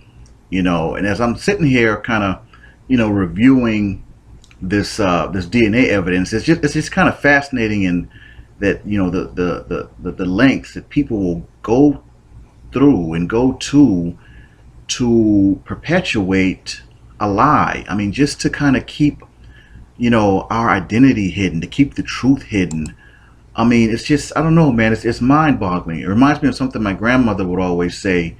She said, when you told one lie, if you tell one lie, you'd have to tell so many others to cover up for the first lie. And that's very true. But not to go on a tangent, but I just kind of had that thought, and I wanted to, just kind of speak on that real quick. But all right, here we go with the addendum of the wide DNA evidence of the Bantu. And as it turns out, they were actually a key part in this whole thing, and we never knew it. I always heard racists and these so-called smart-ass whites saying, "Oh, the black people, you black people are from Bantu expansion, all this and that," but they were saying it in a way that was supposed to be degrading, or it was supposed to be like, like so where Bantus were African and sub-Saharan and all this kind of stuff, not even realizing that the Bantus were actually Hebrew Israelites, and they actually held the key to us unlocking who we were, and we never knew it, right? So. Here it goes. Now here's the abstract on that DNA evidence. It says technological and cultural innovations as well as climate changes are thought to have influenced the diffusion of major language phyla in sub-Saharan Africa. The most widespread and the richest in diversity is the Niger-Congo phylum or phylum, thought to have originated in West Africa 10,000 years ago. Now, the expansion of Bantu languages, a family within the Niger-Congo phylum, 5,000, represents a major event in the past demography of the continent. Many previous studies on Y chromosomal variation in Africa associated with Bantu expansion with haplogroup E1B1A, and sometimes its subgroup or sublineage E1B1A7. However, the distribution of these two lineages extends far beyond the area occupied nowadays by Bantu-speaking people, raising questions on the actual genetic structure behind this expansion. All right, now, so basically what that's saying is that the Bantu expansion, when the Bantu expansion happened, that migration, it was almost like they're saying, it was a whole new wave of people that came from somewhere, in a sense, right? Because it's like, and you'll see in the next slide or whatever that the Bantus are E1B1A, which we know now is Shem's bloodline, and you'll see as we move forward that no other tribe or no other in Africa pretty much has our DNA, which further gives off the impression or gives off the factual assumption that we are exclusive, all right, to the area, and we're mostly saturated in West Africa because that's not where we originated. Okay, so with that said, we're going to move on to the next slide. All right, in the spirit of saving time, because we still got a good ways to go with this presentation, but I'm very happy with where it is and where it's headed. I've covered a lot of information already. So with that said, I'll just start to kind of cover the highlights. All right, now here it says among the 5 populations, the homogeneity of the Bantu is striking. Now here again, they are marveling at our DNA and how different it is from all the other surrounding areas, all the surrounding groups. All right. Now let's go down here. It says the Bantu modal haplotype was not significantly associated with any single tribal group. Now let's say that one more time. The Bantu modal haplotype was not significantly associated with any single tribal group. Furthermore, no particular association of tribe and haplotype was immediately apparent. So again, what that's saying, that's verifying what my position has been from day one. Our DNA is exclusive to Africa, Western, Eastern, Northern, and Southern, because our DNA did not start there. That's why they're marveling at our DNA, talking about it striking and all this and that, because it's so different from all the other tribes and all the other so-called African groups in that area, because we are not from the same bloodline. That's all that's saying. That is all that is saying, that we, the E1B1A in the area, is so different because we're not from the same bloodline, and that's all it's saying. So, and they're like, wow, they're like, this is so amazing, but we already know why it's different from all the other bloodlines, because we're not the same people. On to the next slide. We are Hebrew Israelites. But we still have to be careful with a lot of these so-called geneticists and these scientists around the world, man. All right, now this slide is it actually establishes the Bantu and Limba Y chromosomal connection, which is a great thing because like I said, my suspicions was always my suspicions were confirmed about the African Limba. The thing I don't like about this slide or information on this slide is that it's still holding on to the fact that they're trying to say that the Cohen modal haplotype, there's Ashkenazis and these Sephardic Jews have this so-called Cohen modal. I'm sorry, man, I'm not buying that. I'm not buying it because to say that Ashkenazis have the Cohen modal haplotype, that's essentially saying that they are from the tribe of Levi, man, and we know that is total. That's bogus. I think what they're doing is they're injecting themselves into our history. They're not going to let us have the whole light. They're injecting themselves into our history. They're saying, okay, yeah, okay, you got us. We give the Limba the Kohen modal, but they're still pushing this whole Ashkenazi Sephardic Jew thing, man. Kohen, listen, they are not Kohens, man. I'm not buying that. That's why black people, we really need our own geneticists. We need our own scientists to conduct our own DNA tests. We really do. I mean, what I'm doing, my work and my assignment is important, but I'm not a geneticist. I can't. I wouldn't know. I wouldn't know how to separate STR markers from. I'm not a geneticist. I'm just a brother who's enlightened, who's intelligent, and I have enough knowledge about DNA to give what I'm giving you. But we need more black Hebrew geneticists, man, to conduct our own experiments and not totally trust the science of whoever else. Because I think they're mixing up the truth with some falsehood. That's what I really feel in my spirit. I really feel I'm just not buying that Ashkenazis have no Kohen modal. I'm sorry, I'm not buying that, man. But let's scroll down. I don't want to go on a tangent, right? It says two striking features are the large proportion of haplotypes found in the Bantu that are also present in the Limba, and the even higher proportion of Y chromosomes. So again, they're establishing that Bantu Limba connection. We are from the same bloodline. All right, so we're going to end on that and go to the next slide. I just give all praise and honor, to the Most High, especially for granting me with a healthy dose of the spirit of discernment, because there's just a lot of stuff out here, man, that's truly disheartening. But when you have the spirit of discernment, you can see through and see past a lot of the BS. So we're moving on, man. This particular slide right here, I actually decided to use this, but I want to shout out the brother that decided to send this to me. So on the bit shalom to brother Yakub in Israel for sending this to me. It's a lot less confusing, and it shows the EM2 or the E1B1A, for our Limba brothers. And I thought that would be really, really cool to actually, see that we are definitely from the same seed and bloodline. So with that, I'm going to go ahead and conclude this addendum, and we're moving on to the next segment, which is the 12 tribes of Israel, or Negro.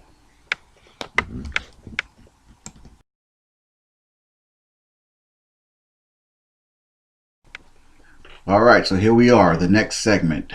And as many of you already know, I'm very visual. I like to provide visuals to my presentations. So, I think it's you get more from a visual, actually seeing versus just hearing words, and talking about something. Now, this is a very, this whole presentation is important.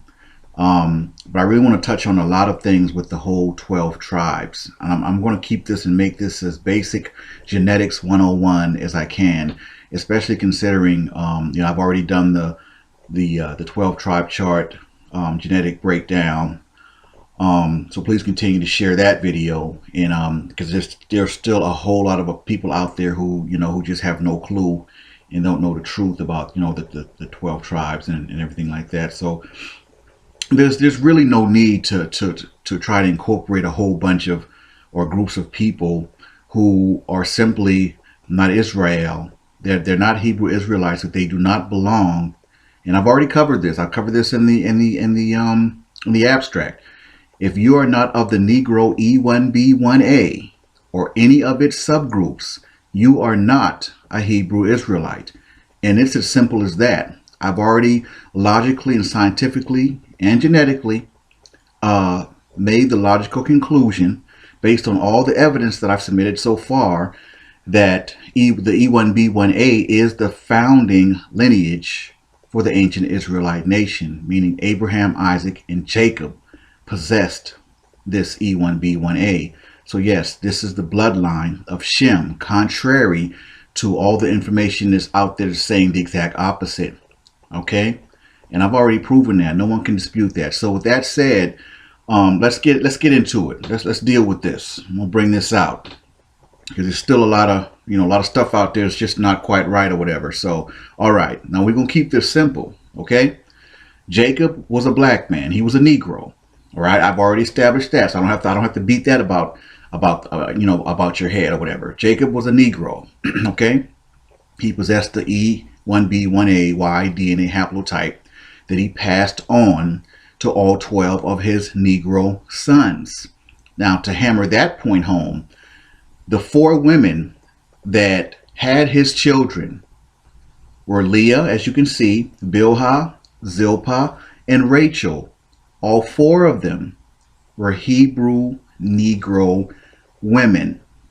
So a Negro man and a Negro woman is not going to have a Negro child in a Mexican or a Negro child in an Aborigine. I mean, come on, man. We need to get rid of all that. That's a bunch of foolishness. All those groups or those people, listen, stop it.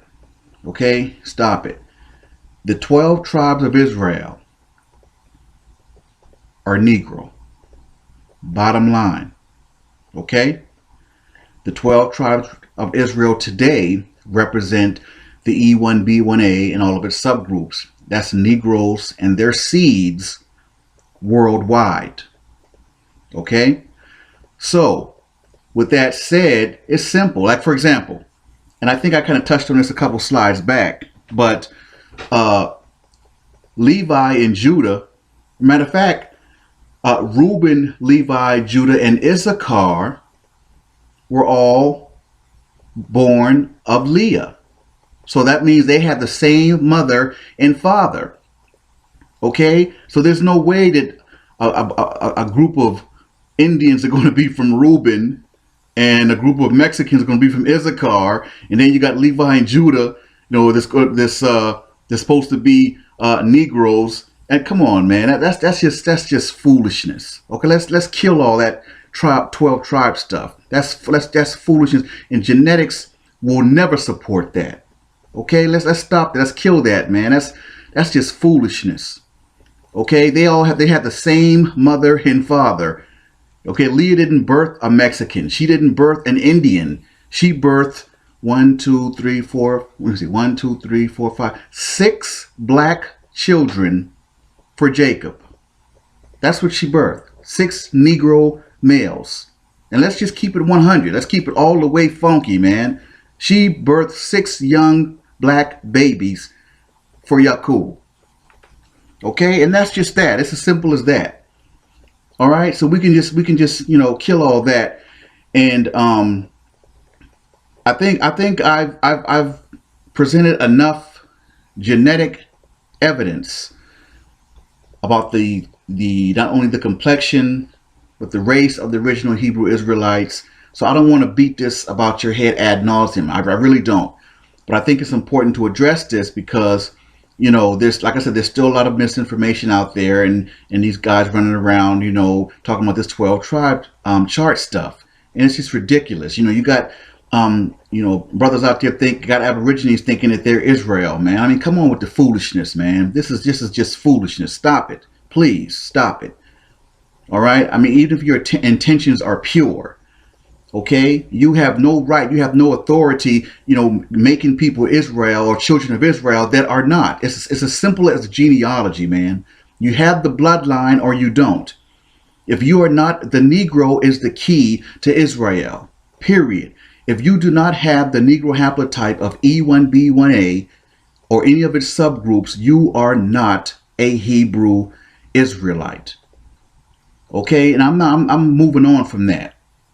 But with all that said, and I want all of you to understand this, you need to get off this sort of racial or racist ideology about the 12 tribes of Israel and the descendants of the 12 tribes and all this race mixing stuff and all this. That's a bunch of foolishness. Okay, the 12 tribes or the descendants of the 12 tribes today. Yes, it's going to be Negro, but it's going to be all colors of Negroes. You have to understand that.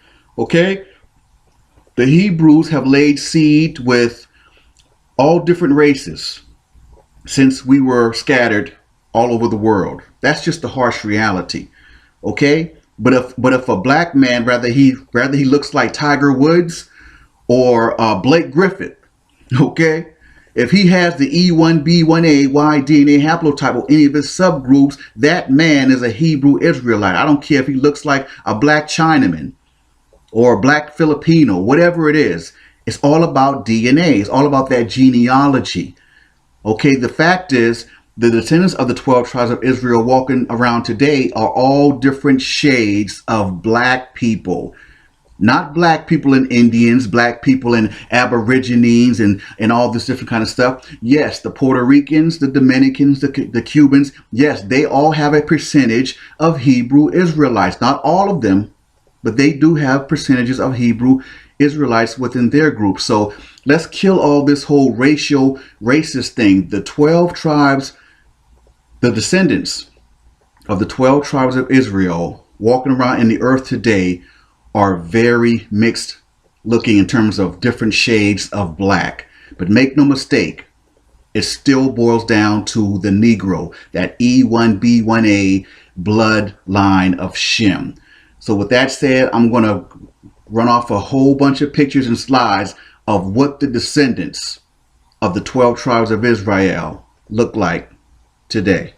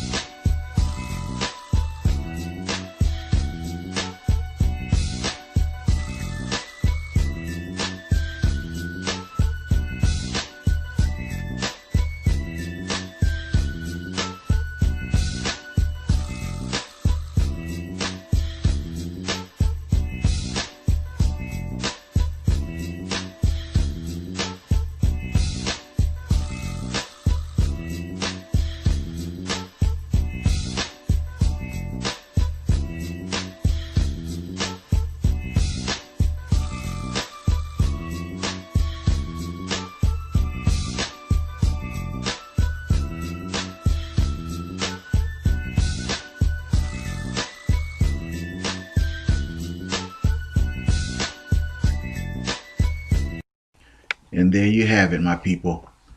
That is what the descendants of the 12 tribes of Israel look like walking around the earth today. Very diverse looking mixture of black people. Bottom line. All right. We're moving on to the next segment.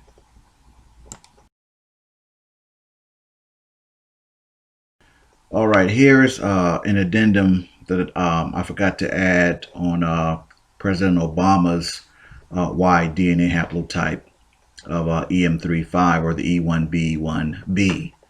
And it clearly states, his father is from the Luo Nilotic from East Africa, Kenya.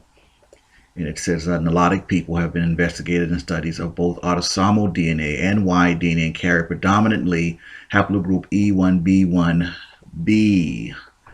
Okay, and it goes on to tell you some of the groups that they've tested and got samples from the populations. The Maasai, as a matter of fact, if you remember, the Maasai is one of the Hamite or the Hamitic Canaanite bloodlines that I showed the DNA for.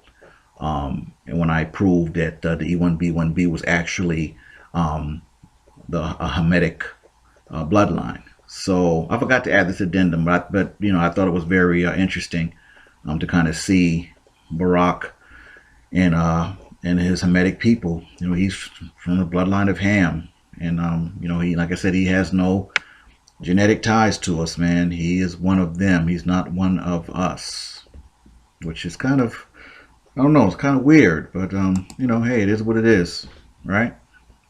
Okay, moving right along. Now, some of you may know who this brother is. This is Luol Deng. He played for many years with the Chicago Bulls, and now he plays with the Miami Heat. Pretty good basketball player too. Luol, he's a Hamite, and it's a trip because I actually knew that before I kind of researched him, and found out that he's actually a Hamite. And I don't know, something about that Ham bloodline. I just can tell someone from the bloodline of Ham. I don't know if that's a gift or what, but anyway, yeah, it says Deng was born in West Sudan, now South Sudan, a member of the Dinka ethnic group. And I don't know if you remember, but I actually showed some DNA data on the Dinka, and we have, zero genetic ties with that group. It's so clear, man. The people that we are not a part of in terms of bloodline, but you cannot tell more than half the world that they're just lost in the sauce, man. They look at us and they just kind of want to lump everyone together because, oh, you're all black, African people, all this kind of stuff. But nah, it's not that simple, man. And we're not all the same people. But not to go on a tangent, but yeah, the brother right there, Luol Deng, he's a Hamitic brother, and he's doing his thing in the NBA. So shout out to Luol Deng. Okay, I'm going to go into what happened to the E1B1A in this segment. But the simple answer is there were a couple things that happened as to why DNA test does not show that the E1B1A is from Israel, and it would kill all this nonsense that goes on. But the simple answer is this: there were a couple things. Number one, there was a mass exodus and a mass migration of the Y DNA haplotype of E1B1A. Bottom line, okay, and I'm going to show you exactly what happened and how it happened, okay, in this segment. But that's the simple answer. And ironically, the same reason why all these European haplogroups show up and trying to say that they're Israel and they're Middle Eastern and they're Semitic and all this kind of stuff, for the same reason that DNA tests show that they are Semitic and they are so-called Middle Eastern, is the same reason why our DNA is showing that we're so-called West African, because when we migrated, when we all left out, they all came in, man, and that's it. Like, let's frame that, pause that. That's the very generic answer as to why DNA test does not show that we are Hebrew Israelites and we are from Israel. That is exactly why. When we moved out, all these other rebel groups and invader groups moved in.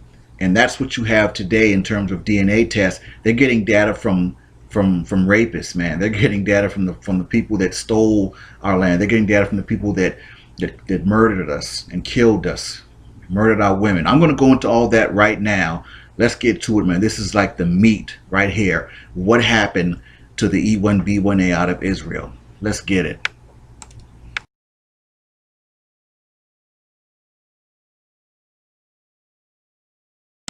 And this is where it all started for our people. Galatians 4:26 says, "But Jerusalem, which is above, is free, which is the mother of us all." So not only were we in our land, but we were in the actual motherland. And there we were, we enjoyed the protection of the Most High. We lived, we thrived. We were His people. At one point we did keep His laws, statutes, and commandments, because He said that He made in first person said that in Deuteronomy 7:6, "For thou art holy people unto the Lord thy God. The Lord thy God hath chosen thee to be a special people unto Himself above all people that are upon the face of the earth." But see, with that, we have responsibility. And He said, "Now therefore, if you will not obey my voice indeed and keep my covenant, you shall be a peculiar treasure unto me above all people, for all the earth is mine." But again, that was the deal. Yes, He said He chose us above all nations, but we were to keep His laws, statutes, and commandments, right? That is as simple as that. Now, I'm not saying that or going over this in a racial superiority kind of thing, whatever like that. This is the fact. This is our history. This is what it is. This is what they've been keeping hidden from us. The truth of who you really are.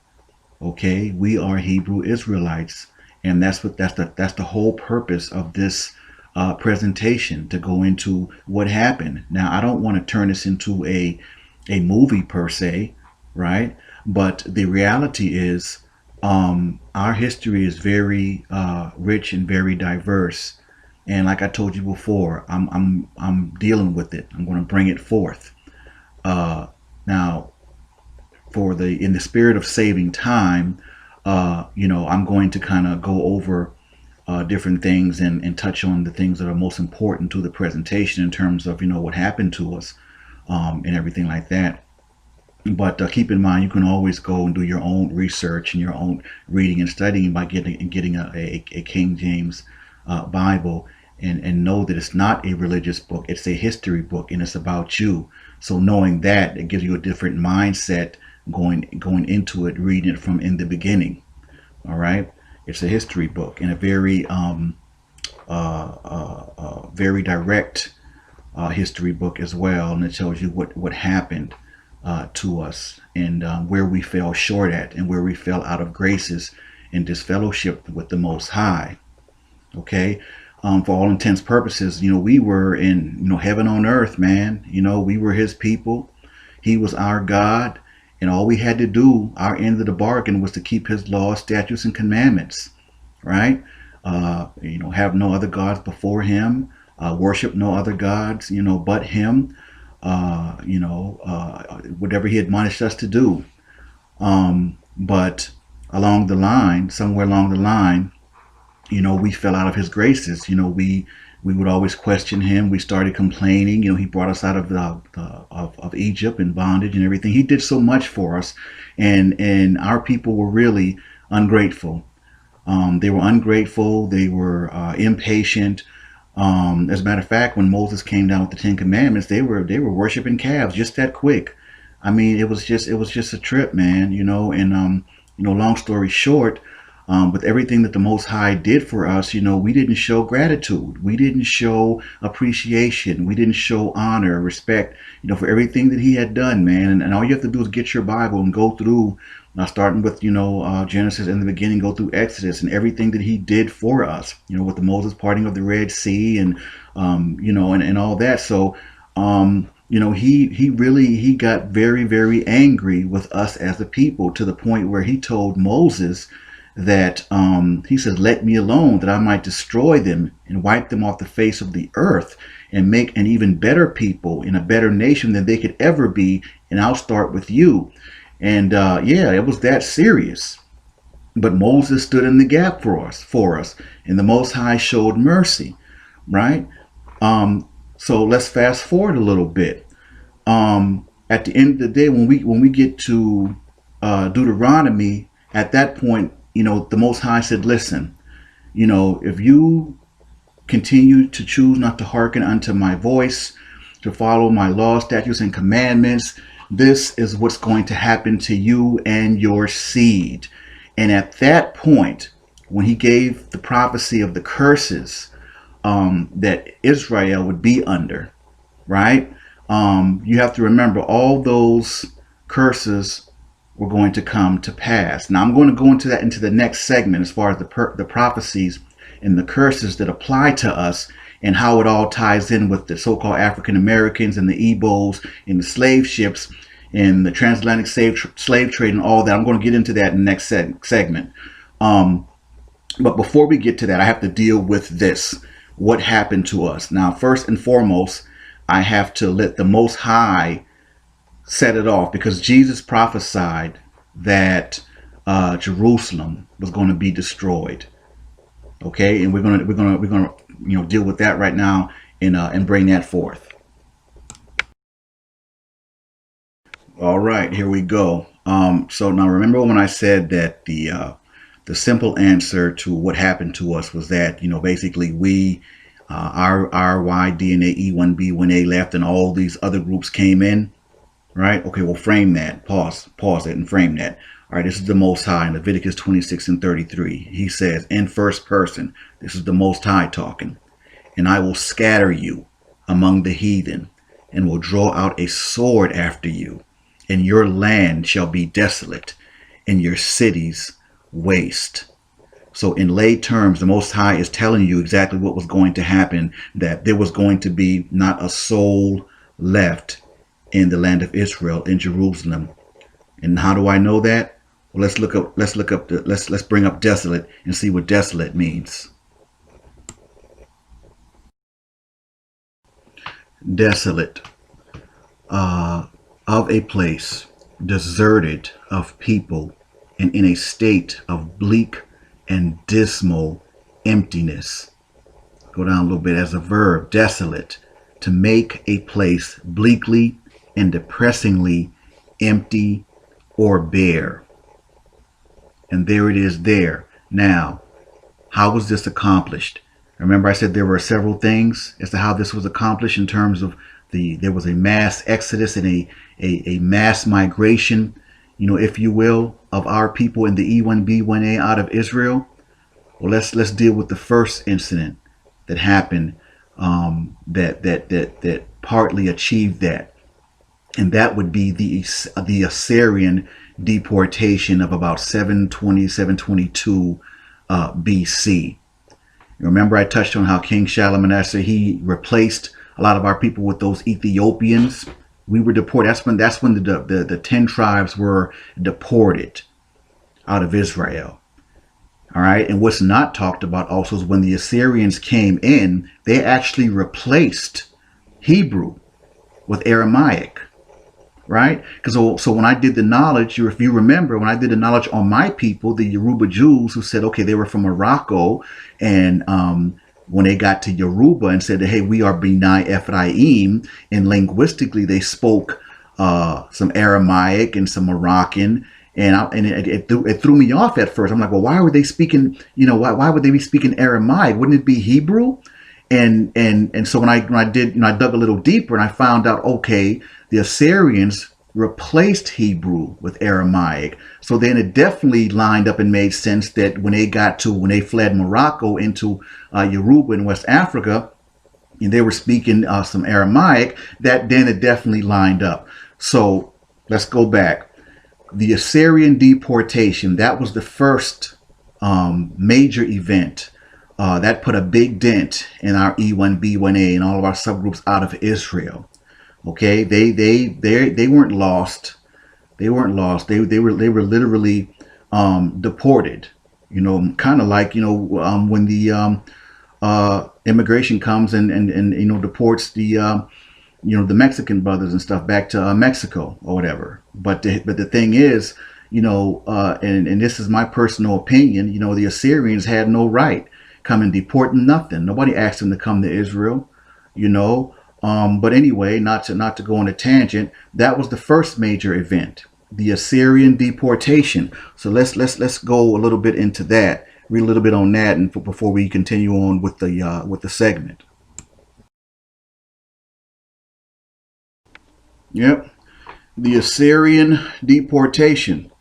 You know, for all intents and purposes, this was the original Trail of Tears, man. You know, and you know, as I move forward, you'll see this didn't happen in just a day or a couple of days or a couple of months or a year even. You know, this was a long process. You know, over 20 years. But see, this is what happened when the Most High withdrew his protection from us, man. All hell broke loose. It was open season on us, man. And I mean, and these savages came up in there, and it wasn't like we didn't fight back. Please don't get it twisted. You know, we wouldn't on no singing, holding hands and singing kumbaya. No, we had our soul. We was doing our thing. You know, we definitely fought back as hard as we could. Many of us, you know, perished and died. You know, so you know we fought, man. But that Assyrian deportation, that took a huge chunk out of our migration up out of our homeland, man. And if you know, and if you look at that picture, man, I mean that's a sad picture. You being deported from your homeland. Wait a minute, how you gonna deport somebody from their own land, man? Like where did they do that at, man? You know, but again, you know, to keep it in perspective, you know, the Most High, he told us, you know, we wanted to be stiff-necked and we wanted to complain and we didn't want to keep his laws, statutes, and commandments. And when he withdrew his protection, man, oh man, it was open season. And I'm going to be honest with you, it's been on ever since. It's been on ever since. So let's go on to the next slide and you talk about this Assyrian deportation / captivity for a little bit before we move forward and talk about the next event that pretty much did us in and did away with the E1B1A out of Israel. All right, the Assyrian captivity of Israel, or I like to refer to it as the Assyrian deportation of Israel. It said the northern kingdom of Israel was conquered by the Neo-Assyrian monarchs Tiglath-Pileser III and Shalmaneser V. The later Assyrian ruler Sargon II and his son and successor Sennacherib were responsible for finishing the 20-year demise of Israel's northern 10-tribe kingdom, although they did not overtake the southern kingdom. Jerusalem was besieged, but not taken. The tribes exiled by Assyria later became known as the 10 lost tribes. But make no mistake, the process was definitely underway for the E1B1A becoming not even a distinct memory of their own homeland of Israel. I mean, you know, trust me, I do understand and get it. And I know that we were totally responsible for where we are as a people and as a nation. You know, but for me, you know, all things, you know, considered, it's still pretty, pretty sad and somber, you know, in my spirit, you know, knowing the history of my people, man, and how we were, basically kicked off of our own land. And, you know, basically we were the original Native Americans, you know, you can get technical. And so, yeah, that's kind of sombering, man. You know, even as I I've researched this, I'm going over it and I'm narrating and everything like that. I'm bringing the knowledge to all of you. It's still pretty sombering to know, what we went through as a people. And I mean, throughout history and what we're still going through today. I mean, it's just, yeah, it's pretty sombering. But moving right along. Now this Assyrian cuneiform, now this is very important. There's a lot of key things in this. All right, the Assyrian cuneiform states that 27,290 captives were taken from Syria, the capital of the northern kingdom of Israel, by the hand of Sargon II. Now that is significant. Why is that significant? Because when that happened, what's not listed here is when those 27,000 captives were taken from Samaria, okay, the Ethiopians were brought in and replaced them there, okay? And me and my right-hand man, Tony Judah, was building on this a couple Sabbaths ago, right? When Christ met the lady at the well, you know, we built on that, and it was real tight, you know. But that's why they think that they're us, okay? They were placed there by King Salmanassar, but they're not us. Okay, that's key right there. All right, and Christ told the lady as much, pretty much, like, you don't even know who you are. You don't, you're not, you're not, this isn't your land. Like, he was telling her, like, letting her know, like, no, you're mistaken. Like, this is not your land. This is not the land of your forefathers. Well, anyway, not to go on a tangent, but that's key. That's important. All right, and he says that Sargon records, of course, his first campaign, yada yada yada. He tells you right here in the first reign, the people of Samaria to the number of 27,000. So he actually tells you how many people were carried away. All right, and let's scroll down. He said the description of the final defeat of the northern kingdom of Israel above appears to be a minor event in Sargon's legacy. It says some historians attribute the ease of Israel's defeat to the previous 2 decades of invasions, defeats, and deportations. Man, we were tired of scrapping with these fools, man. This has been going on, and I mean, we were just fighting, and it says right here, like I said, it was a process. Over 20 years, man, of invasions, of them messing with us, fighting them, defeats, them rounding us up and getting us up out of there. I mean, it was just, the Most High said our foot would not have rest, man. And I tell you, like I said, it's been on ever since, man. I mean, it really has. It really has. That's key right there, because that tells you that we have been fighting with them, with these Assyrians, for a long time.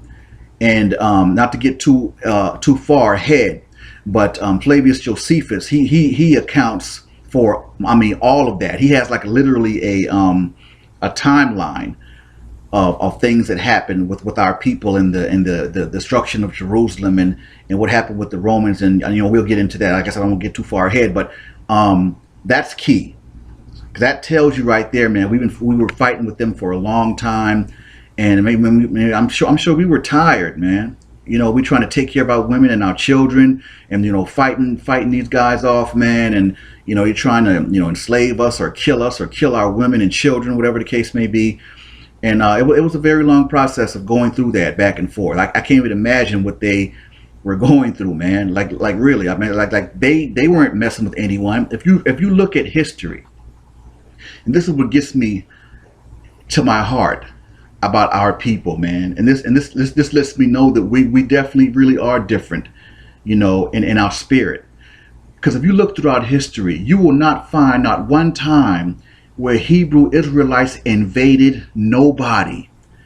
We didn't enslave nobody. We mind our own business, man. You understand? Even the Most High said, "Don't abhor a stranger." Because remember, you were a stranger in the land of Egypt. What does that mean? That means that as the chosen people, as His chosen elect, we have to have compassion, something that we were never shown. Think about that for a minute, my people. Compassion.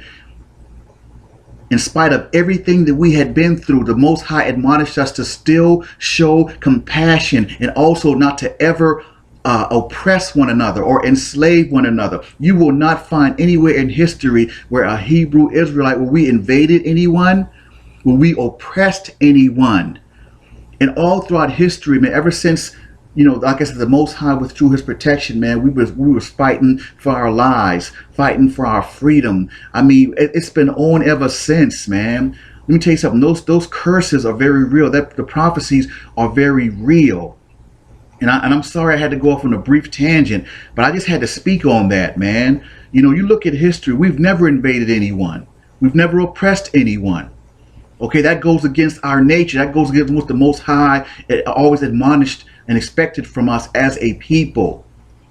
Don't abhor that stranger. Because remember, you were a stranger in Egypt. Come on, man. Think about that. But here we are fighting off these Assyrians, fighting for our lives, fighting for our homeland. And as you can see, slowly but surely, man, it was slipping away. Slowly but surely, man, our Y DNA of E1B1A was walking out of history. Literally. Slowly but surely. This is what you're listening to right now. This is what I'm bringing forth. All right. So let me continue. Let me read on. Some estimates assume a captivity numbering in the hundreds of thousands. minus those who died in defense of the kingdom, and minus those who fled. That's key too. Those who fled voluntarily before and during the invasions. That's key, because a lot of us did flee. We fled into West Africa. I'll get more into that in the next segment when I deal with the Roman destruction. But lastly, however, it has also been suggested that the numbers of deported by the Syrians were rather limited, and the bulk of the population remained in situ. There is also evidence that significant numbers fled south to the kingdom of Judah. And that's key, because that would explain how some tribes from the north, or like for example, why some from Ephraim actually got kind of caught up with Judah. And that's why we're kind of mixed up today, even in America. You have some from the tribe of Judah, from the tribe of Ephraim, with the Ebos over there, and they're from Gad. So that would actually explain the mixture. So with some from the north fleeing south, that definitely is key. And I wanted to kind of speak on that real quick. It's a trip how everything just kind of lines up, man. But everybody hang on in there. I've covered a lot. We're running up on the end part of the presentation. All right, now before I deal with the very last part of the Assyrian deportation, I want to refer back to what the Most High said, in first person, because it's relevant, and it ties everything together. All right, Leviticus 26:32 and 33, he says, "And I will bring the land," which is Israel, "into desolation." And we already defined what desolation is. That means totally empty, devoid. "And your enemies, which dwell therein, shall be astonished at it. And I will scatter you among the heathen, and will draw out a sword after you. And your land shall be desolate, and your cities waste." All right? And the Most High says, "I am the Lord, and I change it not." And let me tell you, when he says something, that's exactly what he means, man. I can't even begin to tell you the amount of enemies that have come through Israel and tainted their blood with the Holy Land, to the point where you got DNA thinking that they're actually Semitic. It's crazy, man. It's crazy. But he said it, and he meant it. He said, I will bring the land into desolation, and your enemies which dwell therein shall be astonished at it.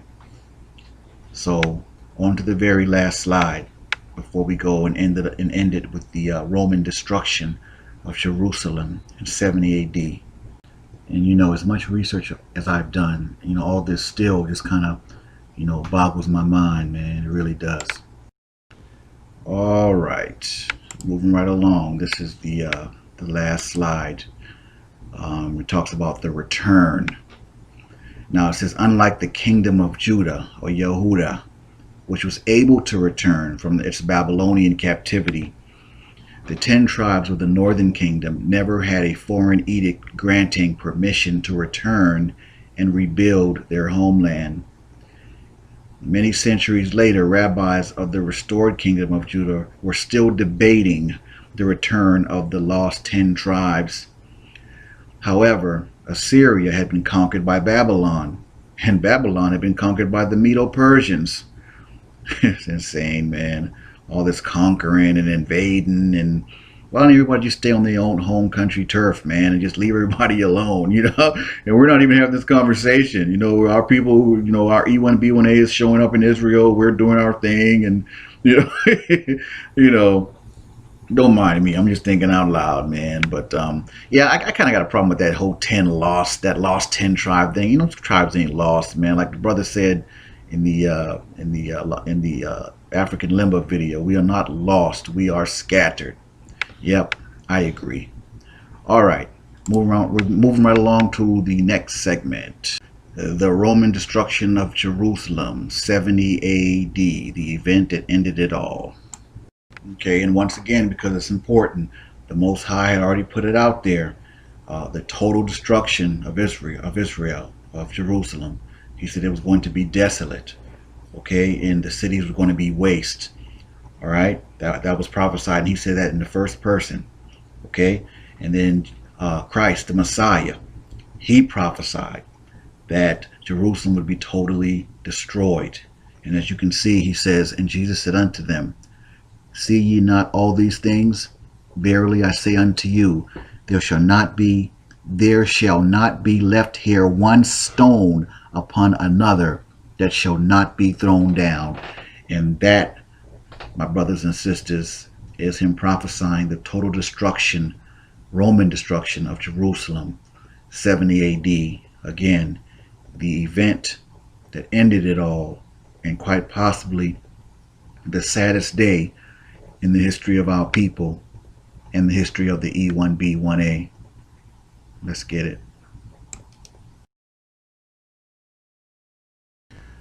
Yeah, the Roman destruction of Jerusalem, 70 AD.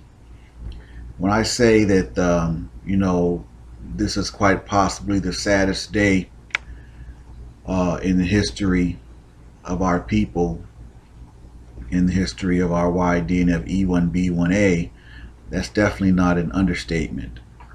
The Romans carried out, man, such, destruction, cold, callous, no mercy. They killed women, children, the elderly, priests. The body, it was so many bodies that the Romans killed. They didn't have places to put the bodies, man.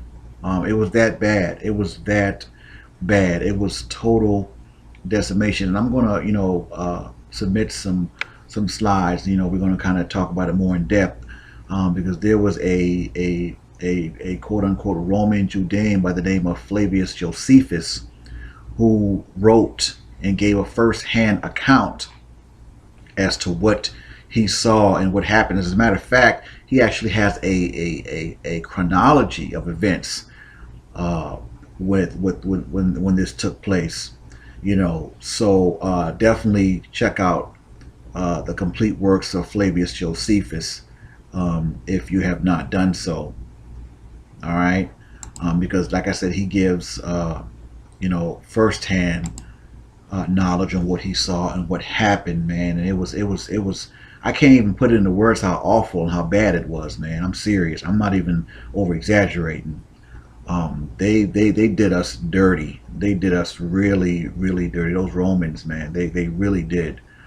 But this event in human history is what completely altered the trajectory and migration of our Y DNA haplogroup of E1B1A, our blood lineage, and our nationality as Hebrew Israelites.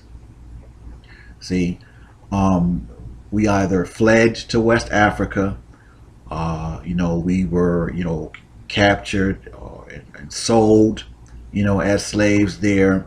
We were constantly fighting, running, fighting, trying to avoid capture, trying to avoid being enslaved, by Arabs who, they tried to, come in and swoop in and at a bad time. And they were capitalists, man. And they knew that we were cursed, and they called us Yehudi. They knew that, man. They knew who we were, and they know who we are right now. So our DNA only picks up where we ended up, not where we originated in Israel. Because remember, I said this event, literally, it put an end to the Jewish state. And that's how they describe it. It literally put an end to the Jewish state. Now you might ask, well, so how does that exactly, show that, or how did it get rid of the E1B1A? Well, in simple terms, when it was all said and done, there was no one left. Literally, there was not one soul left in Israel. Remember, the Most High said it. It was going to be desolate, right? Think back, it was going to be desolate. And I'm like I said, I'm going to provide some, some firsthand accounts from this Flavius Josephus. And, we'll go through that. But I mean, I just want to kind of set it up. This is the event right here that everything culminated to. I'm serious. I can't put into words how bad it was, man. Seriously, I definitely highly recommend you all Googling either the destruction of Jerusalem or the siege of Israel, something like that, or even like the complete works of Flavius Josephus, PDF or something. I have his works, and I tell you, it's something else, man. I can't put it into words, but this is what culminated in our E1B1A not pointing to Israel any longer, because when it was all said and done, this Roman destruction, 70 A.D., those who weren't enslaved were killed. I mean, there was literally not a soul left. And on that note, we're going to jump into some of the slides and talk about it from a first-hand account of Flavius Josephus. But this is what took us over the edge, man. Yeah. So we're gonna go on to the next slide. Well, before I bring up some of the slides from Flavius Josephus in his first-hand account, I kind of wanted to touch on some things that took place, man, during this Roman destruction of Jerusalem. There were, mass crucifixions of Hebrew Israelites, man. Hebrew Israelites were literally burned alive. Children, women, they barred none. It was almost like they were possessed. They literally, a lot of the Hebrew Israelites, mostly women and things, they asked, they begged, they pleaded for mercy. And these Romans, man, they had none. You got to read that chronology, man, of what they did to our people, man. I'm serious. I want you all to read that. I'm not going to get into it because we're running up on the end of this presentation. I know I've covered a lot, but I wanted to speak on that. I wanted to tell you some of the atrocities of what they did, and that still doesn't really do it justice in terms of what they did to our people, man. So I'm gonna be totally real with you. So when the Romans finally got theirs, when the Roman Empire came to an end, I was happy as a mug. They got done dirty too by the barbarians. I'm not gonna go on a tangent, but they got done dirty too because they did our people dirty, man. They really did. So I'm gonna get off this little soapbox. I'm not gonna go on a tangent, but I wanted to speak on some of the atrocities and what they did to our people, man. I want you all to Google that chronology of Flavius Josephus and destruction of Jerusalem. All right, and we can talk about it on the YouTube page or whatever, but please Google that. We can talk about it. But I wanted to touch on some of the atrocities and what they did to our people, man. It was inhumane, man. It was, I can't even speak to that, man. I guess they were Hitler before Hitler. What they did to us, man. It was, man. All right, moving right along to the next slide. All right, here's I want to give like a brief bio on Flavius Josephus, the one who gave the first-hand account of the Roman destruction of Jerusalem. And you all can kind of press pause and read it, whatever the case may be. But like I said, I definitely highly recommend his book, The Complete Works of Flavius Josephus, because if you are serious about researching your history as a Hebrew Israelite, that book is definitely a must-have, and I highly recommend it to everyone.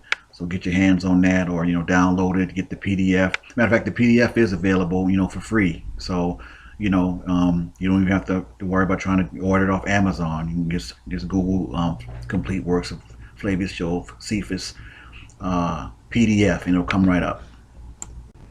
All right, the the Wars of the Jews, or the History of the Destruction of Jerusalem, Book 7. This is actually an excerpt from the complete works of Flavius Josephus, and here, it goes into, how, containing the interval of about 3 years, and from the taking of Jerusalem by Titus to the sedition at Cyrene, and how that the entire city of Jerusalem was demolished. And if you go down a little bit, here's where we get the first-hand account verification that there was no one left in Israel. It says, now as soon as the army had no more people to slay or to plunder, because there remained none to be the objects of their fury. For they would not have spared any had there remained any other work to be done. Let me say it again. Now as soon as the army had no more people to slay or to plunder, because there remained none to be the objects of their fury, for they would not have spared any had there remained any other work to be done. And that hammers home the point I made about them showing no mercy, and just complete and utter destruction and inhumane treatment of our people. So there it is there, first-hand account of why the E1B1A no longer points to Israel. All right, it picks up where we ended up, not where we originated. Because after the Roman destruction of Jerusalem, as you all can see, and the Most High said it, it was desolate. There was not an E1B1A left. It's almost like we were, in a sense, wiped out of history. Our DNA was wiped out of history, right? At least from the Middle East, from our homeland. So it's easy to keep us, or just kind of keep us in West Africa, because truthfully, there's nothing that exists that says that they should do anything else. Half the people that in the powers that be, they know who we are anyway. They know who we are, right? You have to remember, like, we are a small percentage. There's more of our people who don't know or have a clue as to who we are, vice the Hebrews that do. Look at these mega black churches, man. These mega churches, and I'm not gonna call any names, but just look at that, and you'll see how lost we are. And unfortunately, 2/3 of us are going to die, and have already died, not knowing, the truth. So, there it is there. I think I got 1 or 2 more slides, man, and we're moving on from this segment, man. And I think I definitely hit the point home, as far as what happened to us. All right? So we're moving on.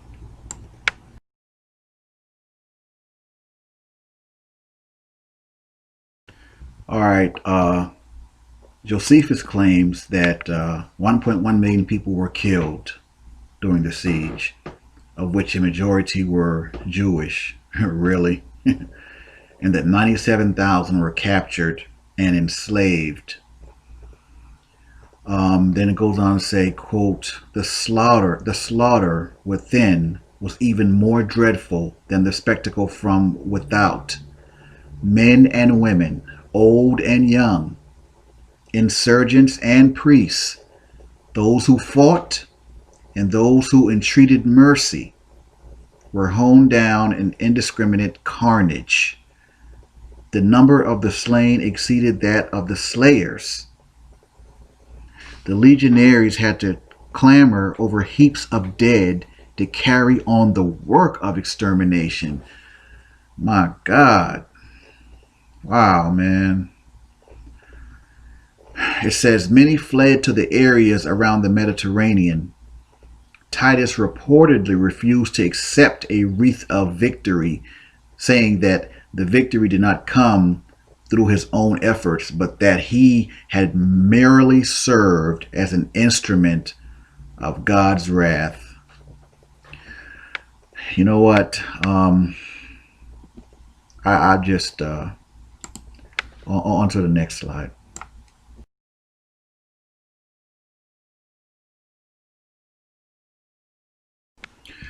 Okay, so it says the Roman legions quickly crushed the remaining Jewish resistance. So, like I said before, we fought and we fought hard and we fought, valiantly, but in the end, it just wasn't enough. We were, overwhelmed.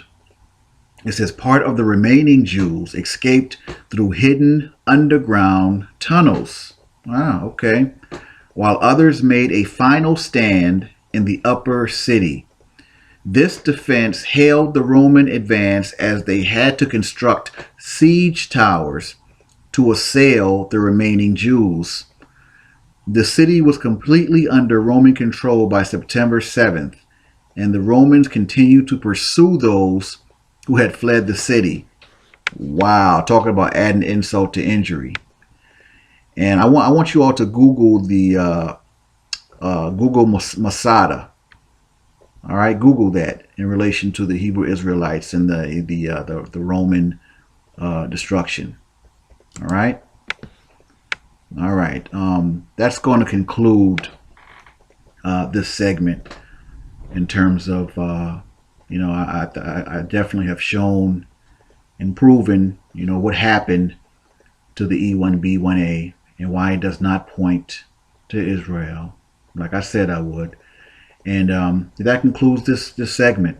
I'm going to go into the prophecies and the curses a little bit, and we're going to talk about the Igbo connection and the Igbo connection to the African Americans and all the other Hebrew Negro blood throughout the Caribbean and all over the world. And then we're going to kind of end it. That's going to be that. So moving right along.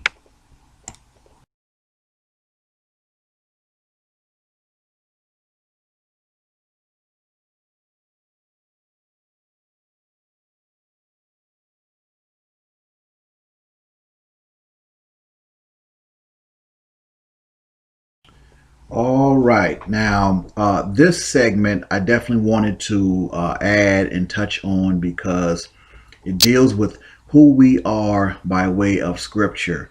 Now, that's one of the beautiful things I love about being me. Is that I have the knowledge and the wisdom of the genetics and the science and all that. But at the end of the day, it still goes back to Scripture for me. So now this isn't for my Hebrew brothers and sisters per se, but for those brothers and sisters who may have been watching my videos and still kind of putting all this stuff together, I want to show you from the scriptural standpoint.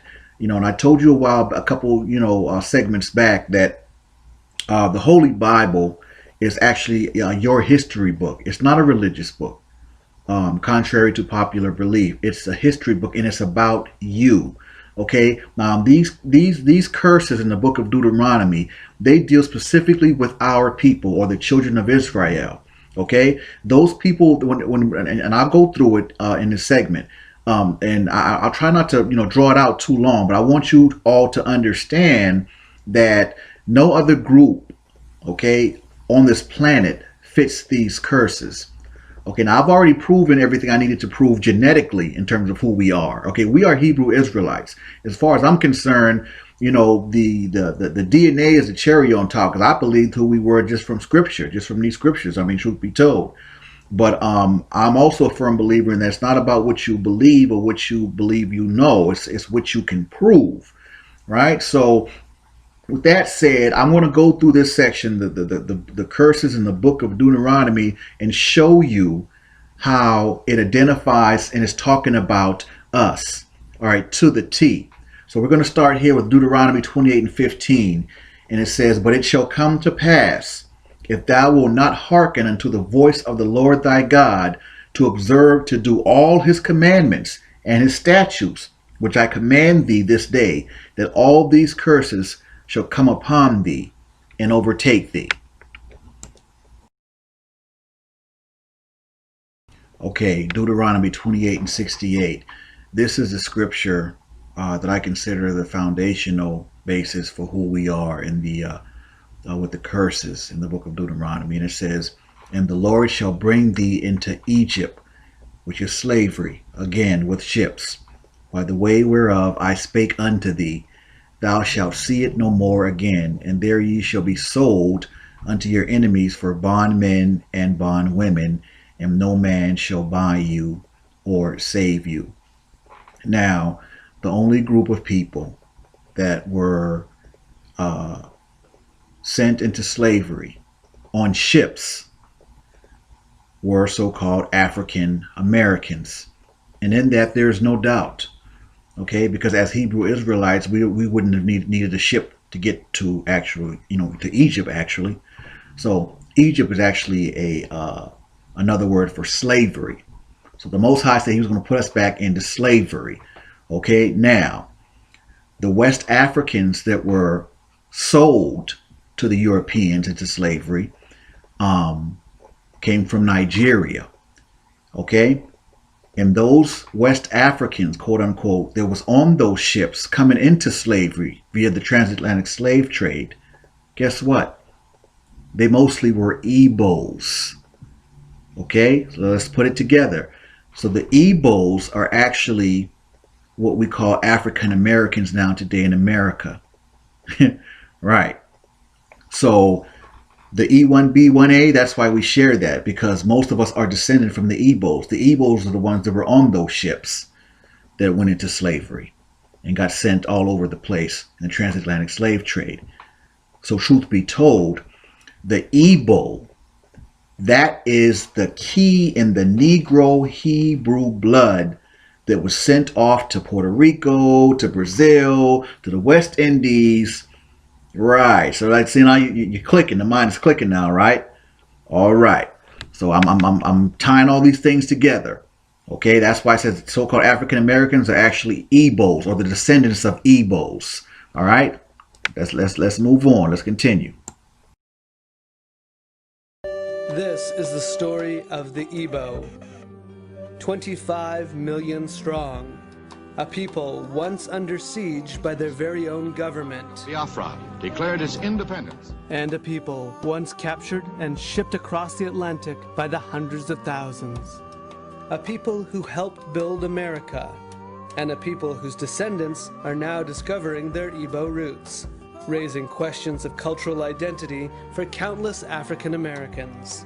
Many African Americans actually do not know that they have Igbo heritage. The chances of their being Igbo is much, much higher than their chances of coming from Ghana or from Western Nigeria. If you're from the right county in Virginia, you probably have a 60% chance of having Igbo ancestry.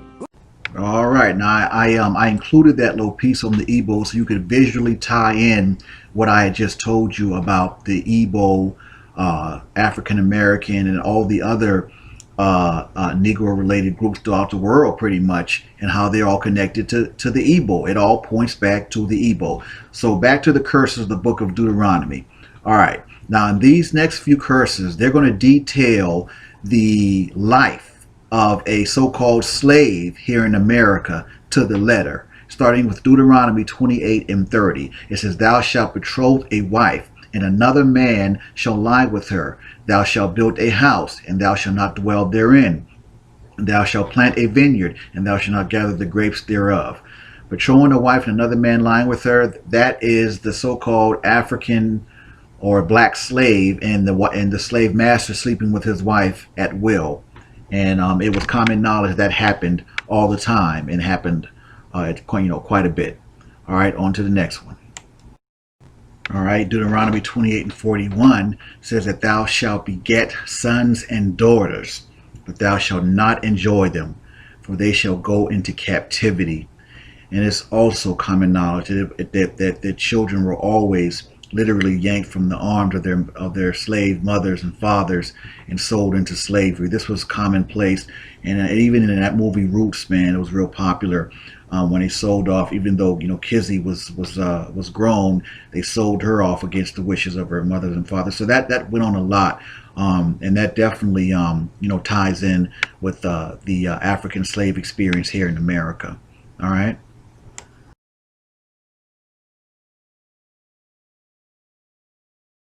And Deuteronomy 28:50 says, "A nation of fierce countenance, which shall not regard the person of the old, nor shew favor to the young." I could probably do a whole presentation on this alone.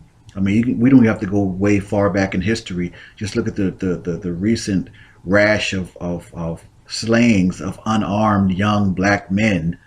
And then, of course, you go to history. Look at Emmett Till, 14 years old, man. I mean, he was a child, and grown men beat and torture him, for allegedly whistling at a white lady, right? 14 years old. He was a child. Look at George Stinney. He was 14 years old, the youngest person ever electrocuted, man. It's the state of South Carolina killed that young man, railroaded him for a crime he couldn't have committed, and he didn't commit it. And the old pervert white man who actually committed the crime and killed the two little girls, he admitted on his deathbed, and they still have yet to give that young man a pardon, in his death. So, I can go on and on with Deuteronomy 28:50 forever. I mean, just look at the news, man. I mean, Trayvon Martin, Michael Brown. I mean, it just goes on and on. The rash of young black men. I mean, this country really has barred none in terms of our black men, right? So, and I mean, it lines up perfectly with the curse of Deuteronomy, and that's why I try to tell people we're as a people, we're up under these curses. This is why we are going through what we're going through. All right, on to the next slide. In Deuteronomy 28:48 says, "Therefore shalt thou serve thine enemies, which the Lord shall send against thee, in hunger, and in thirst, and in nakedness, and in want of all things. And he shall put a yoke of iron upon thy neck, until he hath destroyed thee." Man, you know what? I'm going to let the picture speak for itself on this scripture. Yoke of iron upon thy neck. I mean, if that ain't so-called African American slavery here in America, I don't know what is. But yeah, I'm gonna let the pictures speak to the visuals with the yoke of iron around the neck, and that speaks for itself. But to add real quick, now the slaves that were sent all over the place. Now again, we all fall up under the same curse. So yes, I'm pretty sure there were other slaves in these different islands and Portugal and all this kind of stuff that experienced the yoke. So I don't want to make it seem like African Americans was the yoke was exclusively on our ancestors' necks, because we all fell up under the same curses, and we were all slaves. The Igbos were sent all over the place. So I want to kind of clear that up. I'm not trying to say that so-called African Americans were the only ones that had a yoke of irons on the neck, because all of the rest of our people that were sent all over the place were slaves and probably had yokes of iron around their neck as well. So I just kind of wanted to clarify that. All right. All right, my people. So there it is there. The curses in the book of Deuteronomy. Now, I implore each and every one of you to, I mean, you can watch this video as many times as you need to, but, and that's fine, and share it, with all your friends and everything. But I implore each and every one of you to get your Bibles out, hit up Google, do your own research, take what I've given you and run with it. Okay, I assume and I hope that someone will take the work that I'm doing and take it to an even higher level, for our people and for the nation. Like I said, I'm not a geneticist, right? And I'll go into all that in the summation. But in terms of ending this segment with the book of Deuteronomy and the curses, my people, you have to understand. Some of us will read those curses and still deny or not see, what it's telling them right there in the, in their face, telling you who you are. I mean, just that. And I didn't include every single. I just included the top ones or whatever. That explains our experience here, our ancestors' experience, slavery experience here in America, and and I'm sure, like I said previously, a lot of our people that were sent all over the place, and in slavery experienced a lot of those things as well. And I can't forget our people in Nigeria with the whole Biafra massacre. And I mean, Google that. You understand? Google that. I mean, we lost, man. I'm telling you, we've been up under these curses, and we are all from the same seed. So we've all been affected by the curses of the Book of Deuteronomy. Please don't get it twisted. If after you've read all those curses, look at this video, and you still don't understand or don't get it, then you just weren't meant to get it. You were obviously destined to die as one of those ones who belongs in the 2/3. All right, and that's all I can really say.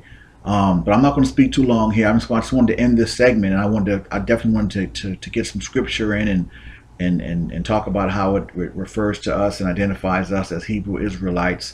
And like I said, it described our experience to the T. Right. So with that said, unless I have some addendums that I might want to add, that really concludes this presentation. All right, I'm going to offer a summation, tie everything all together, and that's going to be that. But I want to thank everyone for supporting me and sharing all my videos, and I appreciate all your comments and engaging me in the Facebook community, and the Hebrew Haplogroup Nation, man. We're rising. So let's get the truth out there, man. I appreciate each and every one of you, and I'm going to continue to bring you the absolute truth. All right. And on that note, I'm going to go ahead and bid everyone shalom, and I'm going to end this entire presentation with a summation, and that'll totally end everything. But lastly, Psalm 83:4. That's one of my most favorite. It says, "They have said, 'Come, and let us cut them off from being a nation, that the name of Israel may be no more in remembrance.'"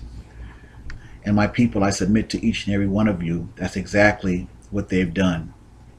Because many of us, we have no idea who we really are, even when faced with evidence, proof.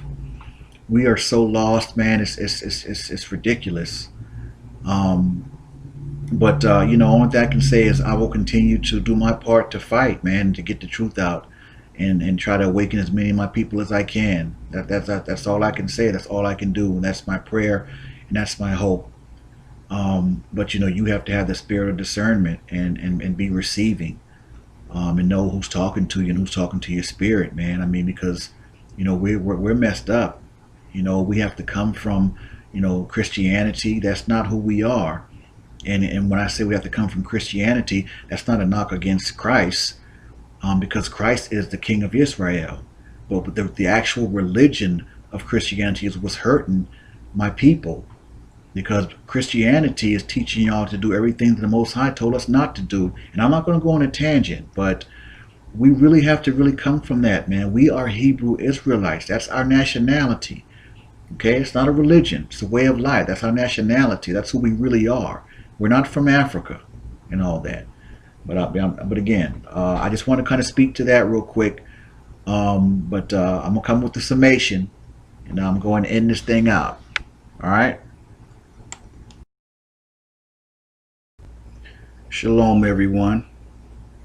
Before I embarked on this journey, committing to extensive and sometimes exhaustive research for putting this historic and revelatory presentation together, the first of its kind, actually, I made a pledge to each of you that it would be extremely comprehensive and no stone would be left unturned. As such, I pledged that once the presentation was completed, regardless of length, I would leave no doubt as to who the Hebrew Israelites were and who the descendants of the 12 tribes of Israel are in the earth today. from my very first DNA teaching video to my personal DNA results video, which I highly recommend viewing to those who haven't done so already.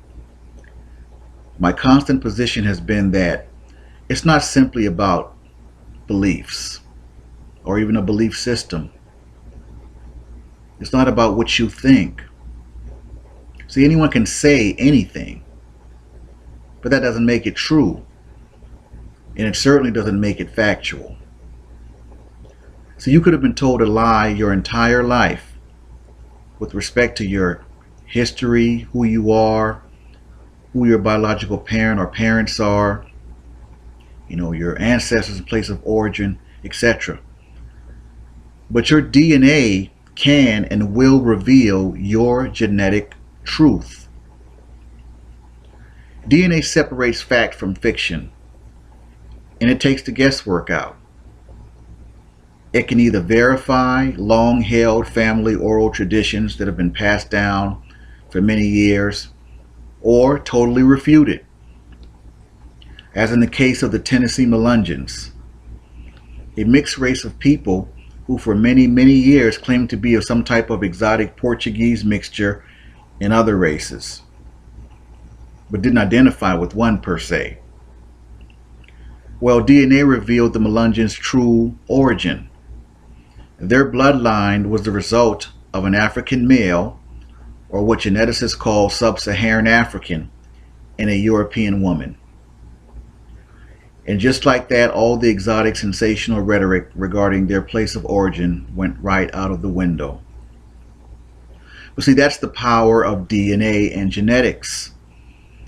And with that same power, I was able to establish the bloodline of Shem and the bloodline of Ham, both sons of Noah. For many years, Negroes were told that we were from the bloodline of Ham. But the Zondervan Compact Bible Dictionary directly refuted that when it said that Ham became the progenitor of the dark races to include Ethiopians, Egyptians, Canaanites or Africans, and Libyans, but not the Negroes. And just like that, the floodgates toward genetic enlightenment were opened. If Negroes, who are a dark race, were not of Ham, then that would mean two things. One, that they were actually of Shem, and two, genetically, they would not have the same Y DNA haplotype as those groups listed in the Zondervan Compact Bible Dictionary as Hamites.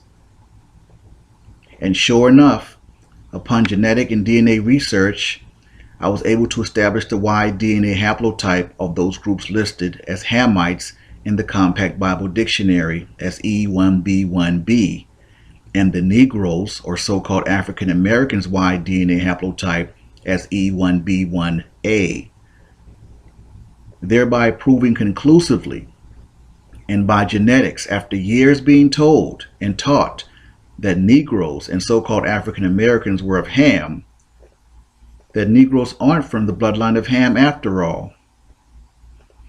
Scripturally and now genetically has been identified as being Hebrew Israelites from the bloodline of Shem. Simplistically speaking, people tend to forget that Ham and Shem were brothers, which would explain why we are what they call one subclade away from those Hamites, Negroes being E1B1A and Hamites being E1B1B. Get it? See, hundreds of years of being lied to, and I destroyed it, just like that, using the power of DNA and genetics. And it cannot be disputed, and it cannot be refuted. There's nothing else to be said on that. So I'm moving right along. Now, DNA evidence is lacking to substantiate the claim that Ethiopians are descendants of King Solomon by the way of the Queen of Sheba. Majority of DNA evidence I found on them all point to them being Hamites and of the E1B1B lineage, as stated in the Zondervan Compact Bible Dictionary. They are Cushites from the bloodline of Ham and converted to Judaism when they were placed in Samaria by then King Shalmaneser and have been claiming to be Israelites ever since. Genetically speaking, however, they are not Hebrew Israelites, never have been and never will be. They're essentially over there in Israel living a lie with those other Gentile Ashkenazi Jews who are from Magog and Gomer, i.e. the bloodline of Japhet. See, I speak with authority and much confidence because what I'm saying is backed not only by scripture, but by science. And I stand on this truth against anyone. You can espouse all the lies you want, but a person's DNA cannot be altered or changed in any way. It's as unique as no two people having the same exact fingerprints. I showed what happened to the E1B1A and why our DNA no longer points to our true homeland of Israel and why it picks up now almost exclusively as West African in origin. But I've also proven that we do not share the same DNA as any local Western, Eastern, Northern, or Southern African tribe. Why? Because we are not the same people, nor are we from the same bloodline, despite having similar physical characteristics. I addressed and disproved the lies that the E1B1A is an African haplogroup that originated in, they say, East or Northern Africa, by showing that our DNA actually trails off when it gets to those regions, which means our DNA is pretty much separate and exclusive from all those Hamitic African tribes. Additionally, I showed that the E1B1B groups are the ones that came out of East and Northern Africa, not the Negroes E1B1A. Clearly, they have us confused.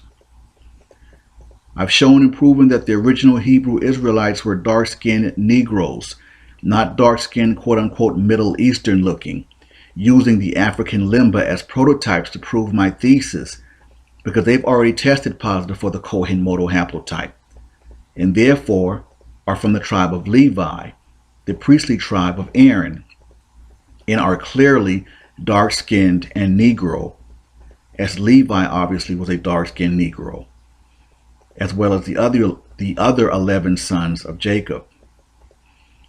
I tied scripture identifying Negroes as Hebrew Israelites in the Bible by the curses in the book of Deuteronomy, and the Igbos, who are obviously Hebrew, being mostly on those ships going into slavery via the transatlantic slave trade, being shipped as slaves to North America, the West Indies, Brazil, Puerto Rico, Cuba, Dominican Republic, Portugal, and all throughout Central America and the Caribbean, etc. The E1B1A Y DNA haplotype and all of its subgroups are the descendants of Hebrew Israelites. If you do not belong to either of those groups, you are not a Hebrew Israelite by blood lineage. Bottom line, I don't care what lies other people have been telling you and getting you to believe. And I don't care what group it is. All right? That information is false. I already dissected the 12 tribe chart genetically. All right? It's a simple matter of genetics. You have the Hebrew DNA of E1B1A or one of its subgroups, or you don't. I mean, really, it's as simple as that. This ain't Chinese math over here. And I still urge all of you so-called, Egyptologists, running around talking all this Egyptology stuff, to take a DNA test, man. Really, I mean, because you cats are annoying. Take the test, all right, and stop wasting your time and breath because you're fascinated, with this Egyptian culture. That culture is not yours by birth or nationality, and definitely not by DNA. And if you think it is, take the test. Get your Y DNA haplotype, post it, improve it. Or stop your madness, man. Just stop your noise, man. I'm not hearing none of you cats. All right? Again, if your Y DNA haplotype is E1B1A or either of its subgroups, you are from the bloodline of Shem and a Hebrew. Deal with it. I did exactly what I said I was going to do with this presentation. And I urge you all to continue sharing this historic and groundbreaking video while committing to getting this word out. I have to admit, since I stepped on the scene, the game has changed in a major way. And I give all praise and honor to the Most High for His grace and mercy and for the revelations. If any of you want to be sure of your Hebrew lineage, you have to take a DNA test. There's no way around it, unless you want to continue to believe blindly. And that's fine too if that works for you. But they are brothers and sisters, and right here in America, that look like us, but are not from our bloodline. Not a huge percentage, but they exist. This is why DNA testing is crucial, to obtain that Y DNA haplotype and know for sure. I'm E1B1A 7A. Hebrew Israelite all day, man. B'nai Ephraim. And on that note, I conclude this presentation.